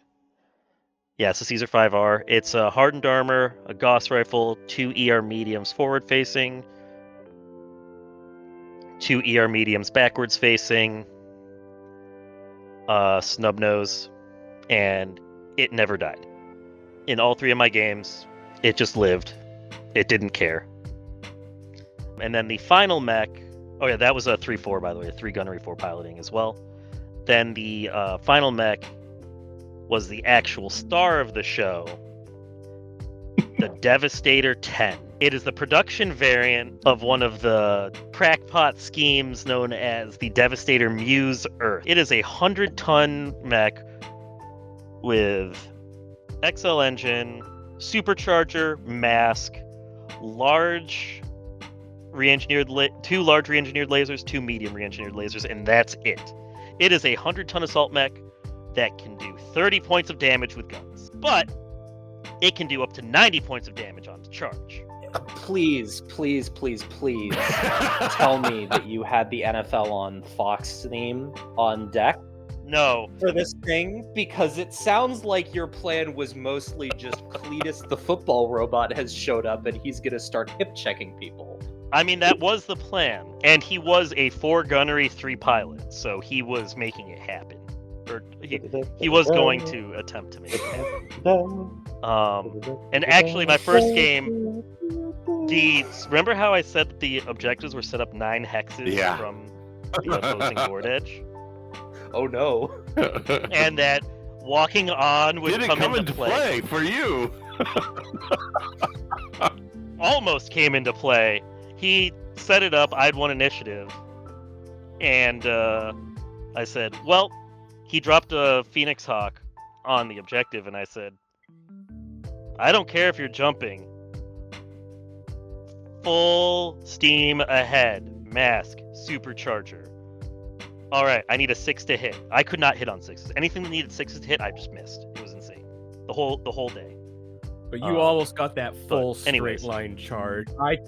I almost got the full straight line 90 kn- damage, turning a Phoenix Hawk. I into would not paste. be able to That was resist that so if I sad. saw that in front of me, no matter what. I mean, Chris, if you had that full 18 charge no. on that Black So Lantern, I- could you resist it? That was how my turn one actual. So we walked on in the first match, and I lost initiative. I tried to set it up that I was gonna go in unopposed, but 17 hexes of charge. I got 17. I couldn't resist. Lined up the charge and just went in and took the. I'm like, here's my back. Feel free to shoot it with your last unit. I'm like, I can't avoid it, but you're gonna pay. And just, it was a beautiful thing. It was. I did. Oh.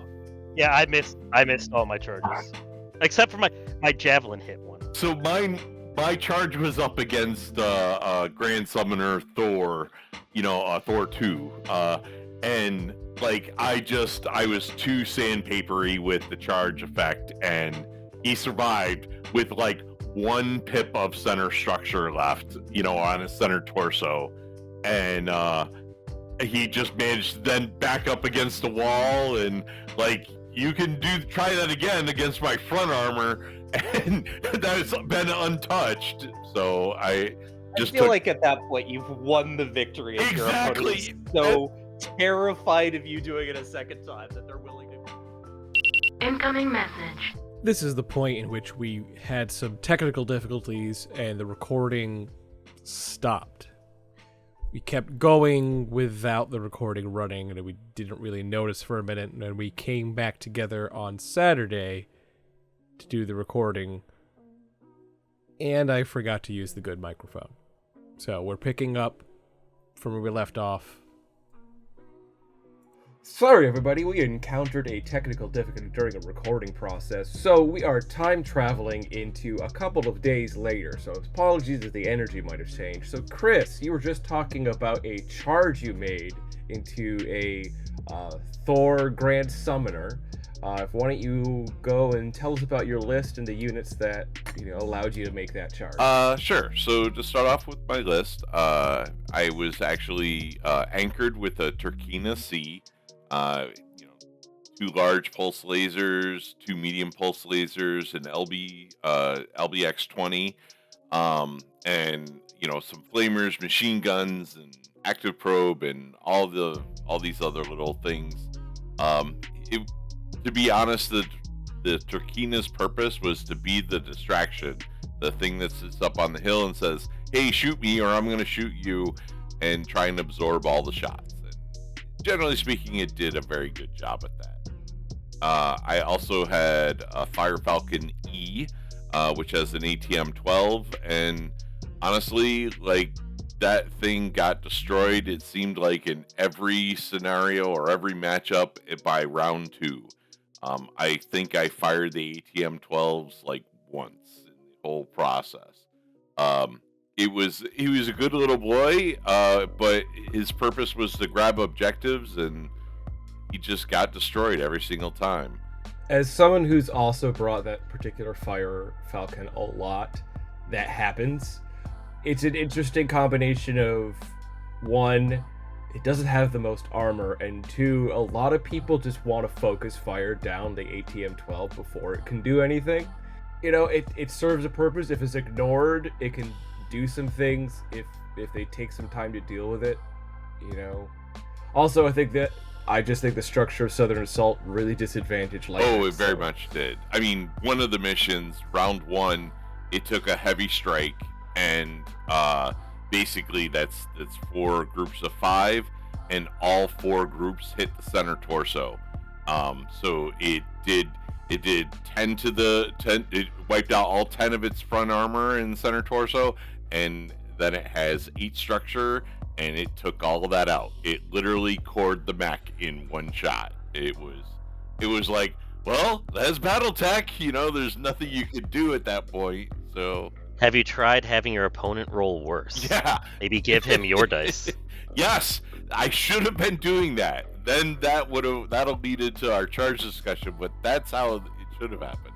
needed to spread that damage. Honestly, it's also why, like, Garner, forced this to happen to a certain extent. But I think every format should have a version of Commander's Edge. One reroll, because I would have been fine if it had only been 3. It was like, I've got 3 pips left, and he rolls the fourth set of 5, and it hits right in the center torso, and it's just like, okay, well, I guess he's dead, and you pick up the mech and you move off. And for the rest of my list, I had my Baboon 4, another just objective runner, super light mech. He only has an LRM 5, which actually confused people when I only rolled one set of dice for for a cluster attack or for the attack, rather than basically rolling up to 3 times that with the regular Baboon.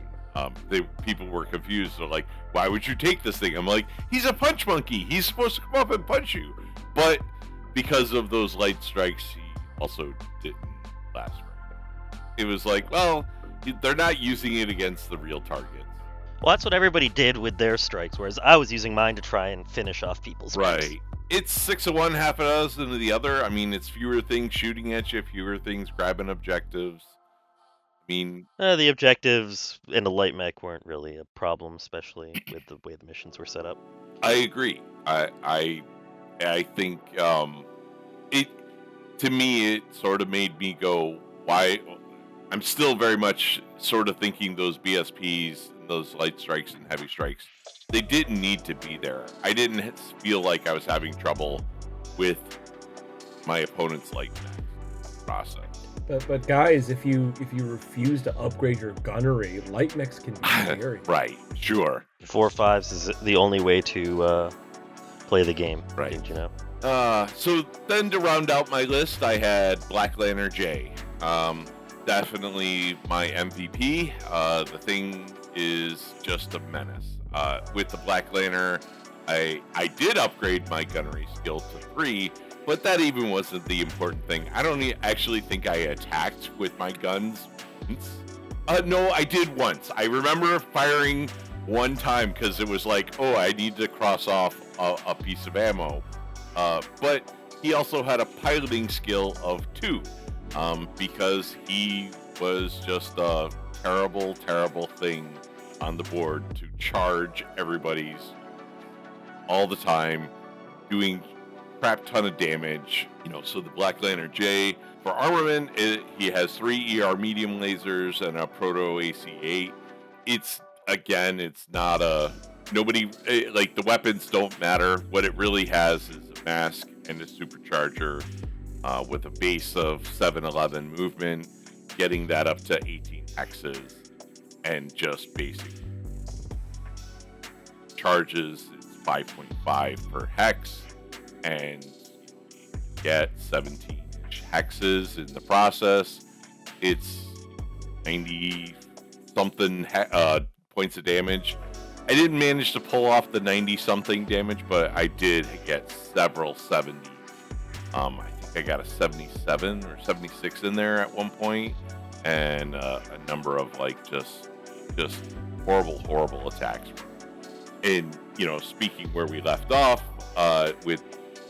in round 1, my opponent had a Grand Summoner, and basically in the first round, where we actually had movement, he had set it up where I could run around and get behind him and do a charge.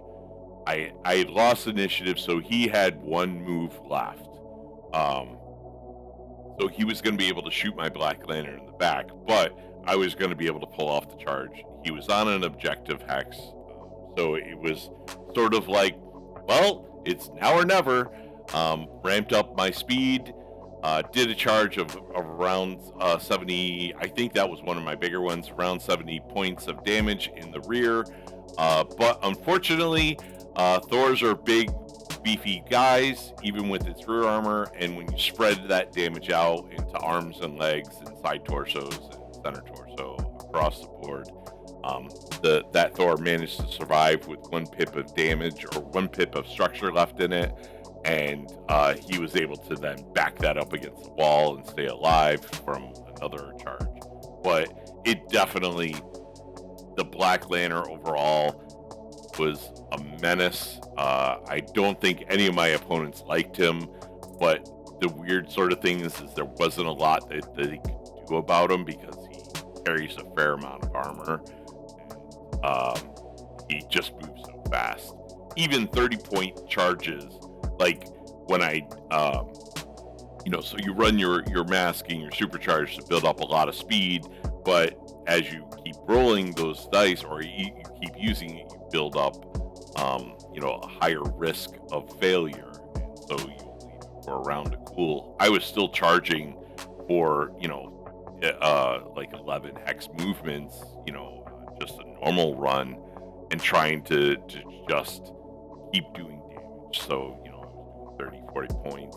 I'm pretty happy that you came with the Desgral Luchadors and showed people the terror of the Black Lantern J, because that thing is stupid. He is certainly a menace. The charging attacks, I know Garner also had his Devastator that did horrible charges. I don't know how an opponent can get around the Black Lantern. He just moves so fast. Yeah, upskill. Right. Upskill. The solution to lots of problems is upskill your mechs, friends. For the people who don't know, in BattleTech, a charge, the base 2-hit number is your piloting. So the Black Lantern J is a piloting of 2, meaning the base hit number is 2. But there's also a special rule where there's a bonus to your chance to hit with a charge equal to the difference between each pilot's piloting skill. So the standard pilot has a piloting of 5, meaning if that Black Lantern is charging a unit with a 5 piloting, it's a -3 to the target number right off the bat. So he starts at a -1. Add 2 for charge for the run I assume you're making. That's a base of 1. You are quite often just at an auto hit. There were several of them. Or essentially like a 2 or a 3 auto hit. And now imagine if you're using the new proposed side arc. Mm-hmm. All right, we don't need to harp on that anymore. We don't need to harp on that anymore. I don't know. My Devastator needed a 6 to hit. Wow. And missed. Your dice are your worst. They're their enemy. Yes, but it was also a 6 to hit, not a 3 to hit. It happens. Just saying. What were you going up against somebody else who had a decent pilot skill? Nope. Was he flying and in woods? It was a jumping. It was a jumping Phoenix Hawk. Yeah, there you go. Yeah. Okay, that'll do it. So, skill 3. Obviously ran for 2, -2 for the skill differentials, back to 3, +3 for TMM. Yeah. Yeah. Well, you're also starting with a skill 3 instead of skill 2. So. Just sounds to me like skill 2 is broken and breaks the game. Oh yeah. That's what that sounds like. But that still would have only been a 5. That would have been a 3. Still, That would have been a 4. Excuse me. I think charges getting pulse laser numbers to do that much damage. Yeah. Gets silly. Yep, but if you knock them down first, which, oh wait, that can't happen. That's why we need stacking 20 damage multipliers. Anyways. Other optional rules.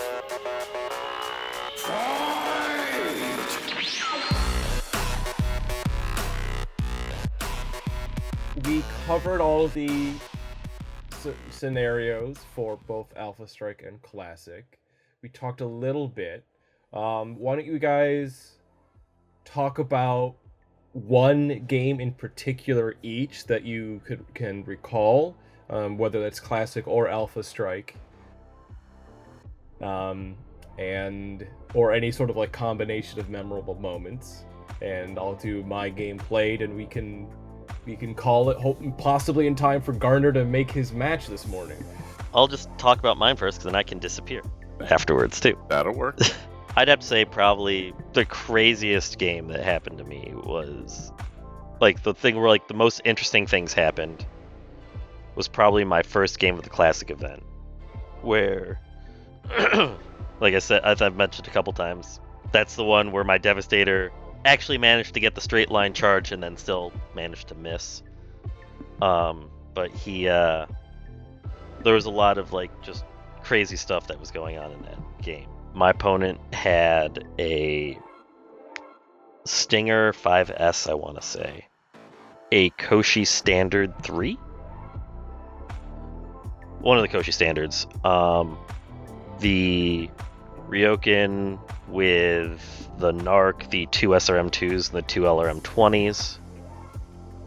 A Pulse Boat targeting computer, Phoenix Hawk, and then the other hardened armor Caesar that I really wanted to play with, but I couldn't because of pulse limits. And after playing against that Caesar, I'm kind of happy that I didn't, because it was easily bullied if you had any Inferno SRMs. But yeah, so my turn 1, I won initiative, so I walked on last. So my Devastator managed to get a charge off, but missed, which was fine. He took almost all of the firepower on my opponent's side, while my Caesar walked up the left side of the board, and my Prey Seeker went and hid behind a hill on my opponent's side, because the Prey Seeker is a 12-18 move. My opponent used the Heavy Strike on my Prey Seeker, and only punched through the armor on one arm and crit out a single machine gun. And I think it was even a light machine gun, if I remember right. And I was like, okay, cool. And then the next turn, he dropped the Light Strike on it again. It missed. Dropped the Light Strike on, the Prey Seeker was a god. Dodge, dip, duck, dive, and dodge. But I got some lights onto some points and kicked them 1 hex towards my opponent's edge. He kicked 1 towards me. I set it up so that way the next turn I could hop on the objective with my things to, based on how far they would kick. And we kind of went like that. Turn 1, my Javelin fired its Infernos at the Caesar, messing with its heat math. And he didn't shut down, but he was a 2-3 by the end of the Inferno's firing. Actually, it was a 2-2 because hardened armor. 2-3 with TSM. Oof. Just sitting there. Or something. Or no, with the mask. Because I think he has mask too. That's a wretched movement profile. Oh yeah, it was. So then he just went somewhere and cooled down that round with the second round with the Caesar, which kind of kept it out of the game. The Jumping Pulse Boat went to go mess around with my Caesar, but my Caesar also had hardened armor, so it didn't really care. The Stormcrow went to go try and fight my Javelin that had jumped away, and I happened to miss all the back shots. Then my Devastator shot the Stormcrow, made him fail. He took a head hit from one of my medium re-engineered lasers, excuse me. Stayed awake, but failed his PSR, fell down, bonked his head, stayed awake. My Prey-Seeker was still hiding in the back somewhere. Next turn, he goes to try and stand up, falls, bonks his head again, falls asleep this time, and the Prey-Seeker says, "Ah, there is Prey," and sprints up behind him, and targets his head with his 2 machine gun arrays, and turns both the pilot and the entire head into jelly. So that was turn 3. And then the other part of turn 3 is the Caesar ran up to go do its 42 damage kick to my Javelin, who had jumped up onto the point. My Javelin turned and unloaded more Infernos into him, and then my Devastator turned to him and shot all of my re-engineered lasers in him, which re-engineered lasers against hardened armor do normal damage. So that forced a PSR on him. Hardened armor's +1 to PSRs, so he failed his PSR and fell down, so he couldn't even kick me. And then could barely stand up with all the heat he had. And I just bullied the absolute bejesus out of that poor Caesar. That was the only thing left on the table at the end of the game, because I ended up just kind of systematically destroying things with my Caesar, which was, Snub-Nosed Goss against a couple lights. Phoenix Hawk, I think I ended up killing with a strike. No, I didn't actually. It was the Javelin, I think, jumped up directly behind him and shot him in the back with SRMs, and then I killed him with a strike. That was the first game. It was just the best part was the Prey Seeker going and jellying the pilot, and I just pictured him just like running up with his little grabby hands out, just laughing maniacally, shooting like machine guns out of like the palms. And then he ended up dying the turn he killed the Stormcrow because the opponent Caesar just torso twisted and just blasted clan PPC through the left torso while he's just laughing maniacally shooting. Through the left torso, the center. A Disney torso. villain Yeah, death. there you go. Yeah, he's just doing a Disney villain laughing maniacally, and then he just gets blasted from the side and falls over. All right, Garner, you're going to have to head out here. Any final thoughts and sort of opinions on Southern Assault? It was a fun event. I do think it was a fun event. There were obviously some things that I wasn't a big fan of, like the initiative, because that did mess with my gameplay a little bit on the first game, especially because I was not expecting that. Then, like, my second round, it's the same thing. Like, I played against a guy who had 3 mechs to my 5, so I won initiative and had to move 2 mechs before he moved 1. I'm a firm believer that you don't need strikes, and you just need to, skill up. And, like, my first round opponent had that, target computer pulse boat that jumps. It did perfectly fine going and hunting. If it had actually gone and hunted light mechs, it would have done perfectly fine. Instead, it went towards my Caesar. It feels like a lot of the scenario setup was by someone who doesn't like and is very afraid of light mechs. I wouldn't know. I could say one way or the other. But then again, I don't know. We'll see with Caitlin's list today how scary semi-guided is, because I still don't see the boogeyman in semi-guided. I've been tinkering around with semi-guided when I get the opportunity, and it can get mean. It's one of those things like machine guns, right? Where if you hit your critical mass, yeah, it goes from cute to terrifying very quickly when you're like, oh, that's like 150 tubes of LRMs hitting me on 5s. Yeah, I can see that. Neat. Especially I've been messing around with Achilles battle armor as my kind of anchor for getting that stuff to hit, and it turns out when your base carrier is like 150 battle value, less, I think it's like 120. Turns out it doesn't like the ammo bumps. They don't really do a whole lot. Well, it's because like I was helping Caitlin with her list today and this morning, and she plays Comstar and she loves the 2K8 Archer. Like, oh god, yeah, loves the 2K. And it's a gross mech. It's 4 LRM-15s with Artemis, and it's got. That thing is house. And so it just swapped out 1 ton for semi-guided, and then she's bringing the Crusader 8R, which is 2 LRM-15s with Artemis, and I think 4 Streak 2s, so 2 machine guns, 2 medium lasers. But same thing, just swap out 1 ton for semi-guided, and then she's got the stupid the mask tag Streak 4 Dasher to carry her battle armor, her Flamer battle armor out there, and then a Battle Cobra with tag, and I want to say LRMs.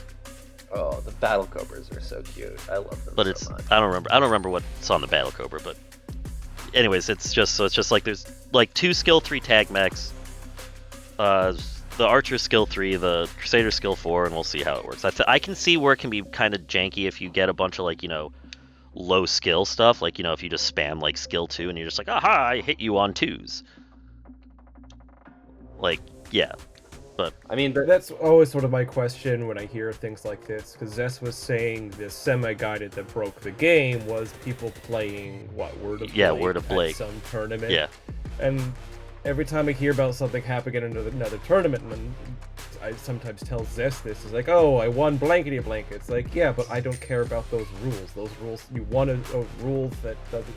You want something with rules that kind of suck. So that means nothing to me. And so the WOB going through and winning something with semi-guided is just like, okay, well, what other rules were there? Were they playing advanced? Playing 15,000 BV? Like, what other thing was going? Were they allowing, like, everybody's skill 2, what else was going on that might have influenced the supposed devastation of this thing? I don't know. I can see critical mass LRMs being a problem.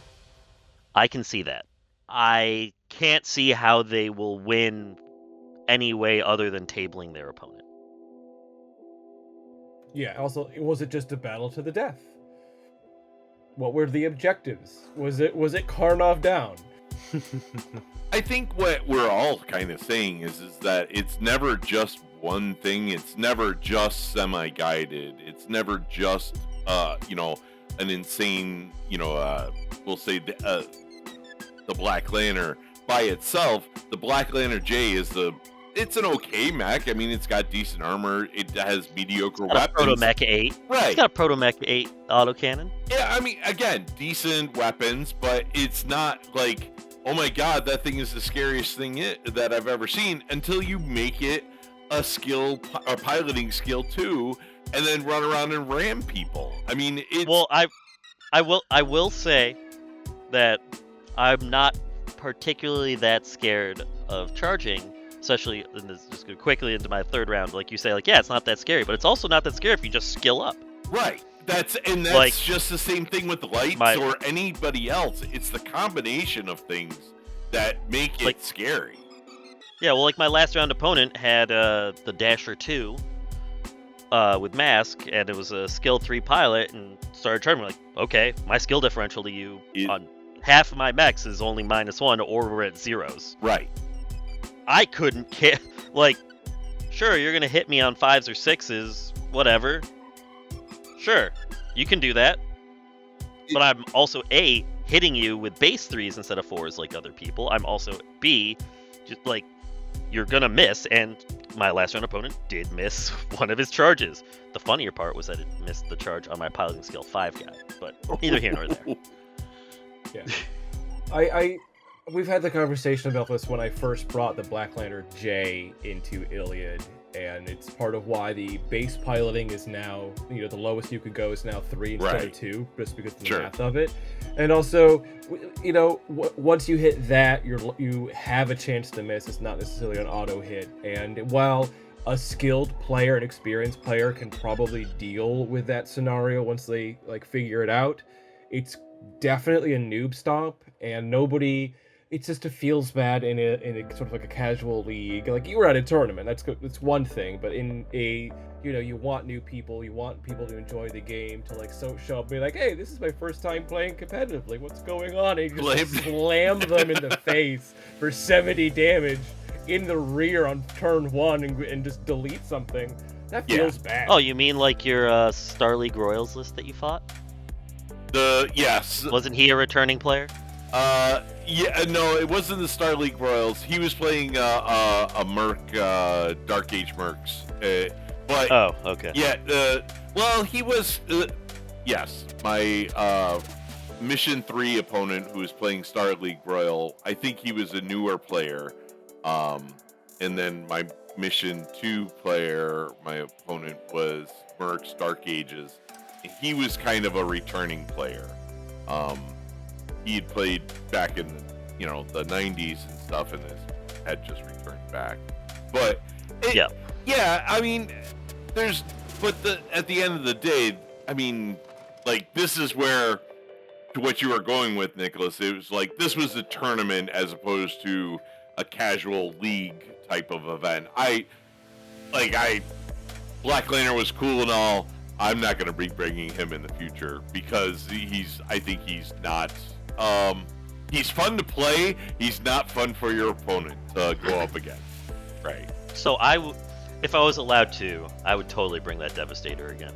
I'd never had more fun in my life than with that Devastator.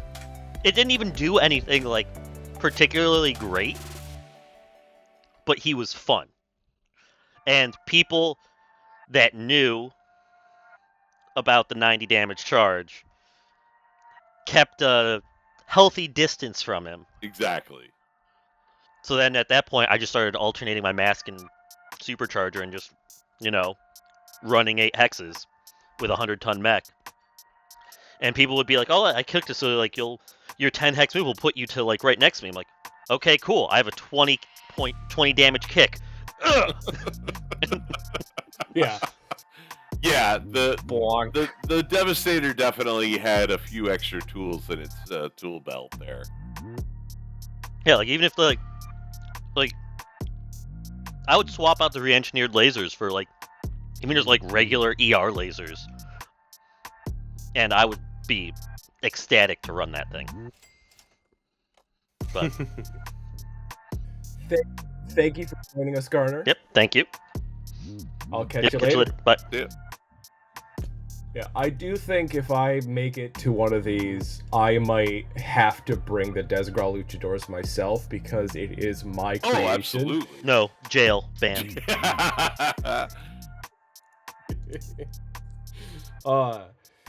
So, okay, Chris, what was a memorable game, Alpha Strike or Classic from the tournament you want to talk about? I'll talk about my Classic Mission 1. I mean, it is the highlight was that first round of charging against the Grand Summoner. I mean, that was definitely to see the look on his face watching the charge happen and realizing like, oh my God, this thing is just a horrible thing. That was pretty cool to see. But I mean, beyond that, there was a lot of great maneuvering. One to avoid getting back shots or him avoiding my Black Lantern getting a back attack on him. He had an Ebon Jaguar H, the Grand Summoner C, and he had a Timberwolf E that was running around. And so, I mean, he had a slight advantage in only having 3 mechs, but after a couple strikes, he quickly whittled that down to where I only had 2 mechs, and he pretty much only had 2 mechs. He had the Thor did eventually go down. The Ebon Jag was beating up on my Black Lantern, trying to save that Grand Summoner. While the Timberwolf was trying to just push an objective across the board, and I was doing everything I could with my Turkina moving so much slower to stop that.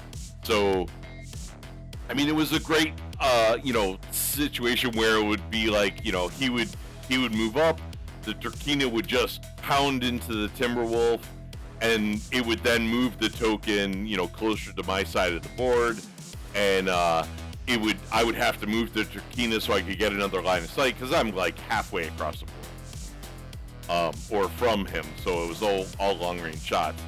And so we had this dance going throughout the match, and it was great. A lot of positioning and stuff like that. I could see like towards basically it was the last round that I was going to be given the choice of either getting my token off the board, and basically risking that my Turkina could finish off the Timberwolf, or I was going to have to use my Black Lantern to get a charge in on the Timberwolf. And I'm like, okay, Turkina, you have one job, kill the Timberwolf, kill him. And unfortunately, I mean, because it was pretty banged up, it was near death, but it was still alive. Unfortunately, dice betrayed me. Last round, roll up the dice. The Timberwolf survived, but it was crippled. So I got partial points, but he got his token off. I got my token off. And so he got the differential, in points in the victory for that. But there you go. It was just a great battle because it had a lot of maneuver and a lot of trying to figure out good shots and just a skilled opponent. And I like it always when it comes down to the last round. It's where you're looking at it and you're never quite sure if you're in the lead or just behind. And you're like, well, last round, let's move all the chits into the center of the table and let's see our cards. And you roll dice, and it could go either way. That's just a fun game. And yeah. I didn't realize we played the same opponent, by the way. Oh, you played until listening to this. Oh, really? There you go. Was he your second round or third round? Yeah, he was my second round. Second round. Yeah. And I wasn't really that scared of the Mad Cat because No. round 1 it got headshot by my snub nose and crit the cockpit because I got 2 crits on the head. Yeah. But then I didn't get that was the game where 3 mechs died to headshots. 2 of mine and 1 of his. 1 of mine was unfortunately the untouched Devastator, but whatever. Big sad. Yeah, big sad. No, I didn't get any headshots. Well, I might have, but they were inconsequential. I didn't kill anything. So did you get your honor back?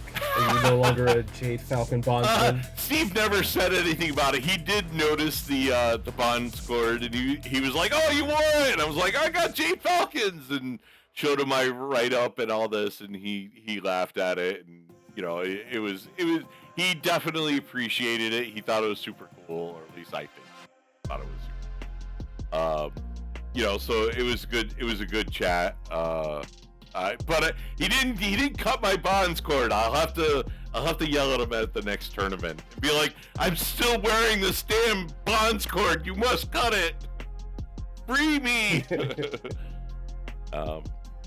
Speaking of returning to Jade Falcons, last season, because of a bet with Garner, I played Rasselhog in an Inner Sphere Force for the first time in a league, and I got a bunch of killing missions. It was a bunch of melee. I wish I had gotten some different scenarios to play out. Ended up going like 2-2 or something. Doesn't matter because I'm going to talk about my first match from this season where I am returning to my beloved Green Birds, bringing back a list that is very similar to a lot of other lists I've played because it's the last league of the year. We just came out of some stuff. I'm bringing my boys back. I didn't bring the Black Lantern J, but I did bring a Black Lantern, which, despite the fact that my icon is a Goshawk, Black Lantern is definitely my actual signature mech and favorite at this point. So, like Chris here, I got a Turkina C, a Black Lantern D. I'm gonna actually pull up the rest of my list here because I was doing that last time. Yeah. Are you playing The Boys Are Back in Town? No, I am not playing The Boys Are Back in Town. I lie as I load it onto the jukebox again. Yeah. So, yeah, very similar to Chris's list, because Chris's list was it totally came from you. Yeah, it totally, right. Chris's list came from me. So this is I'm not bringing... Actually, let's take a step back. I was talking to people before I created this, and I asked them a question. Would you rather me bring a Devil, which is a 1015 upgrade, 35-ton upgrade to the Howler with a Clan ARPPC and a targeting computer, or Ironhold Assault Battle Armor? And I was told nobody wants to see the Devil, bring the Battle Armor. So this list was started with the Ironhold, so to get to towards the end. Very similar to Chris. I have a Turkina, I have a Black Lantern, I have a Fire Falcon, and I have a Howler. I also have a Cougar. So it's a Turkina C, Black Lantern D. The Black Lantern D, it does not run 18 hexes. It can mask to 14. It has 2 medium pulse lasers, 2 ER small lasers, 2 regular SRM 6s, and some machine guns. Fire Falcon E, like I said, is a 1 ATM 12. It just has the 1 gun. Howler 4 also only has 1 gun, an LRM 5, and it's a 7.11.7, and a Cougar Prime is my beloved little fire support guy, 2 Clan Large Pulse, and 2 LRM 10s. Now, that's just kind of my standard force. People might be tired of seeing some of that, but I wanted to bring it after last season. I feel like I earned it by drawing something absolutely, completely different. You had your crazy little treat. I had, yeah. Now, following that is Ironhold Assault Battle Armor. I both are Squad 5, the Anti-Tank and the Fire. The Anti-Tank, each individual battle armor, there's 5 of them to a squad, have battle armor LBX autocannons. So each has effectively 2 LB4, making them each an LB8, times 5 is effectively a walking little LB40. And the Fire, which is immune to fire and plasma effects on infantry, each individual battle armor has 4 AP Gauss.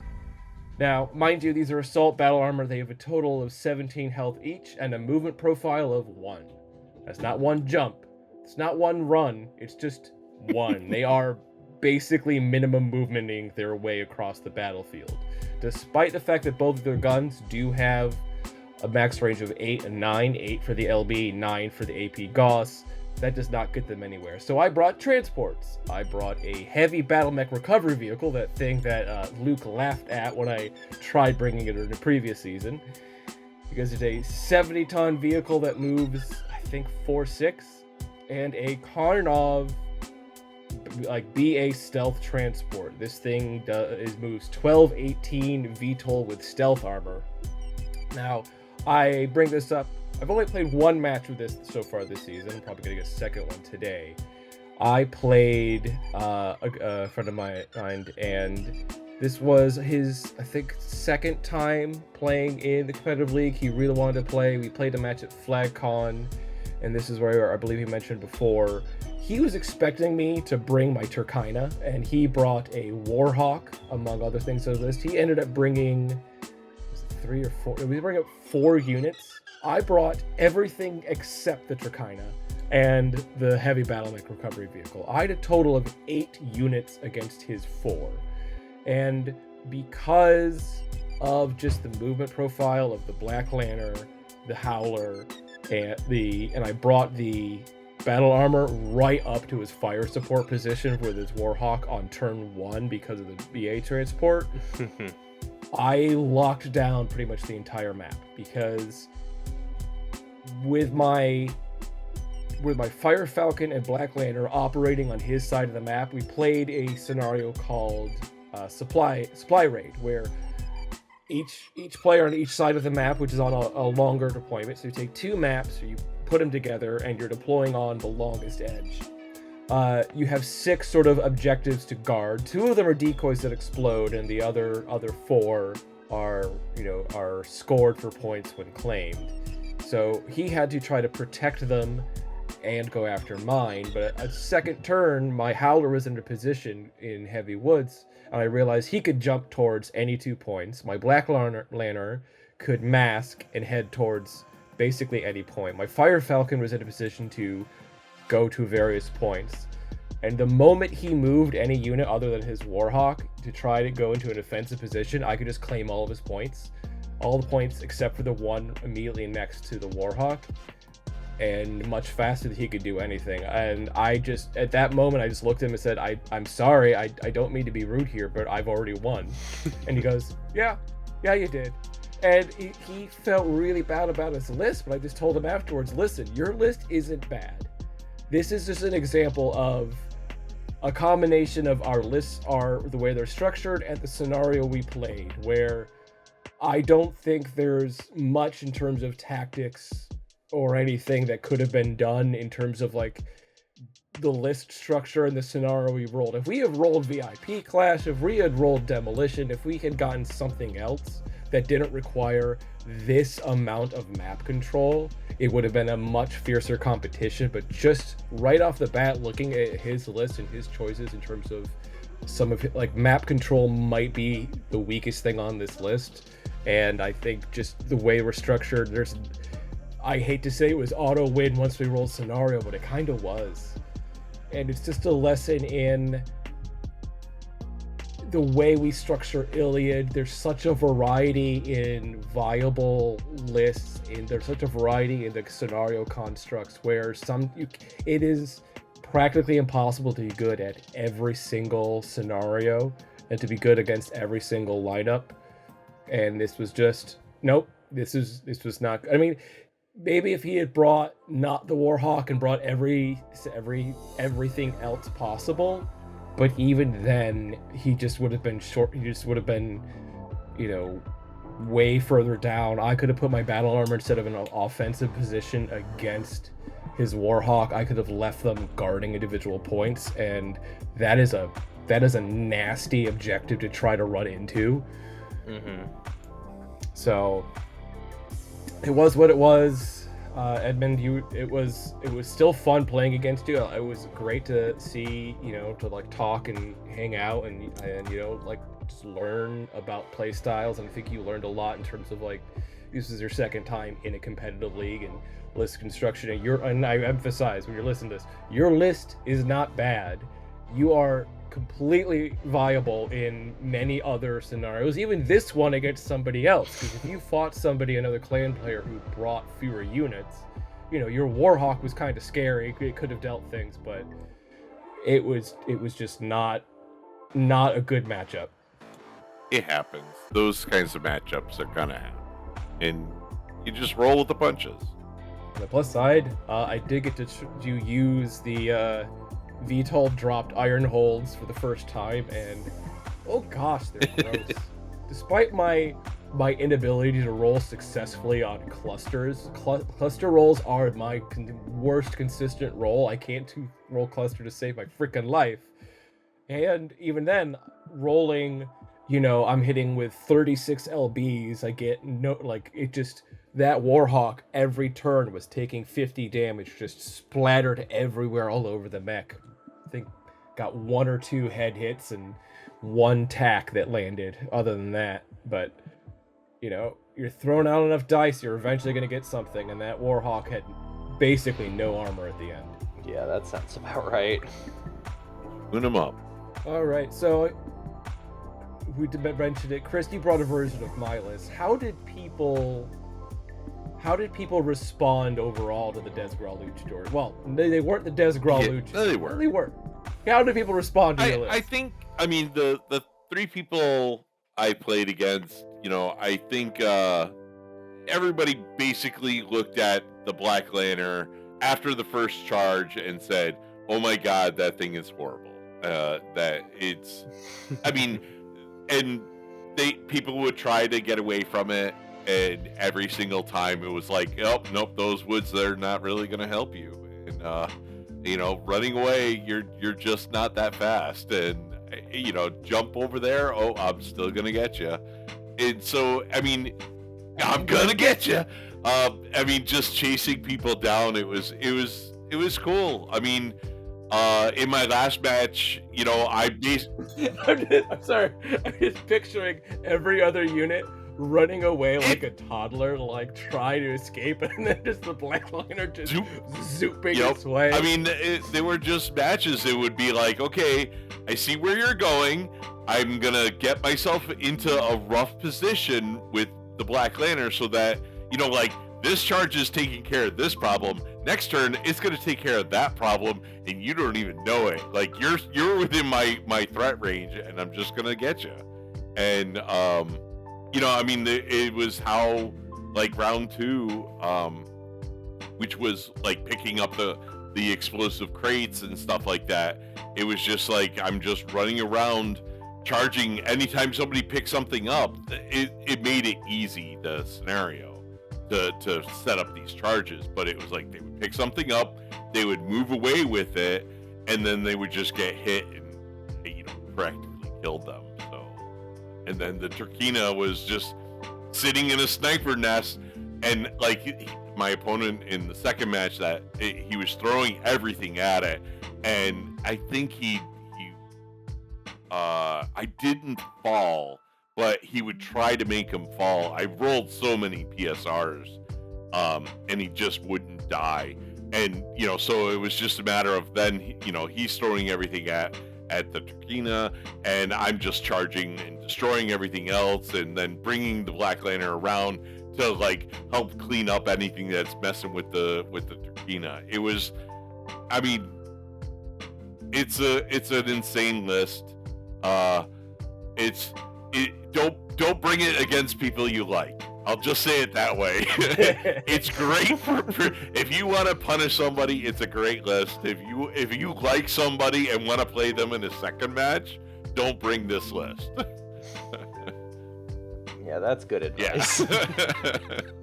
Now, Luke, I know I didn't mention you earlier in terms of games played, but previously you mentioned you really haven't had games played. Is there anything you do want to... Am I getting correct?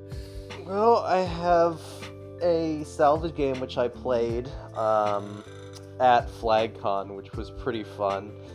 I rolled the Griffin 2C. I think it's the 2. It's the one with the streak SRMs. That was an interesting game because it was me in the Phoenix. It was me in the Griffin, and then there was a Shadowhawk 2C on the board, which was by far the scariest thing there. It's the one with the ultra autocannon and the medium pulse lasers. There was also a Battle Cobra and a Firefly, and everyone looked at this Firefly, which had single heat sinks and ER medium lasers, and comically overheated, and everyone went, oh, this isn't a threat, especially when it took some actuator damage kind of like halfway through the fight, and everyone just kind of wrote it off at that point. The rest of the game was just kind of beating on the Shadowhawk and the Battle Cobra. The Battle Cobra went down to crippling damage, the Shadowhawk went down to a headshot, and then it came to the last turn, and I had survived, and I had already taken it out. The Firefly had not taken it out yet, but was kind of messed up in the leg, and then I lost initiative, so I had to move my thing first. So I just kind of bailed to a position, because there were no safe hexes left on the board for me to move to. And then the Firefly went, cool, you're going to die from crippling damage. I'm just going to leave. And the Firefly won. So that was a pretty good fight. John was very happy to have his first salvage win. Yes. And I'm guessing that was exciting for him, and I'm glad he got it. All right. Closing thoughts and remarks. Southern Assault would do again. 10 out of 10. I mean, there's always room for improvement. Don't get me wrong. Everything that Garner had brought up, I agree with. But I think it's a great event. I think I probably said it earlier. I don't recall because it's been days. But I look at it as like, it's kind of like the mecca of BattleTech. You should do it once in your lifetime. It's a fantastic event. It's well run. You may not agree with all the rules, but it's playing against a ton of like-minded people. They're super nice, and everybody loves BattleTech, and it's all about BattleTech, which is the hallowed ground of Clemens, North Carolina. Yeah. Little known a suburb of Winston-Salem. Oh, that's where it is. Okay. Well, I'm looking forward to being able to go with you guys to some of these tournaments and events. Get you out there. Thank you, Garner, in your absence. Thank you, Chris. Thank you, Luke. Mm-hmm. And I'll catch you guys later. Have a good one. All right. Catch you guys later. Thanks.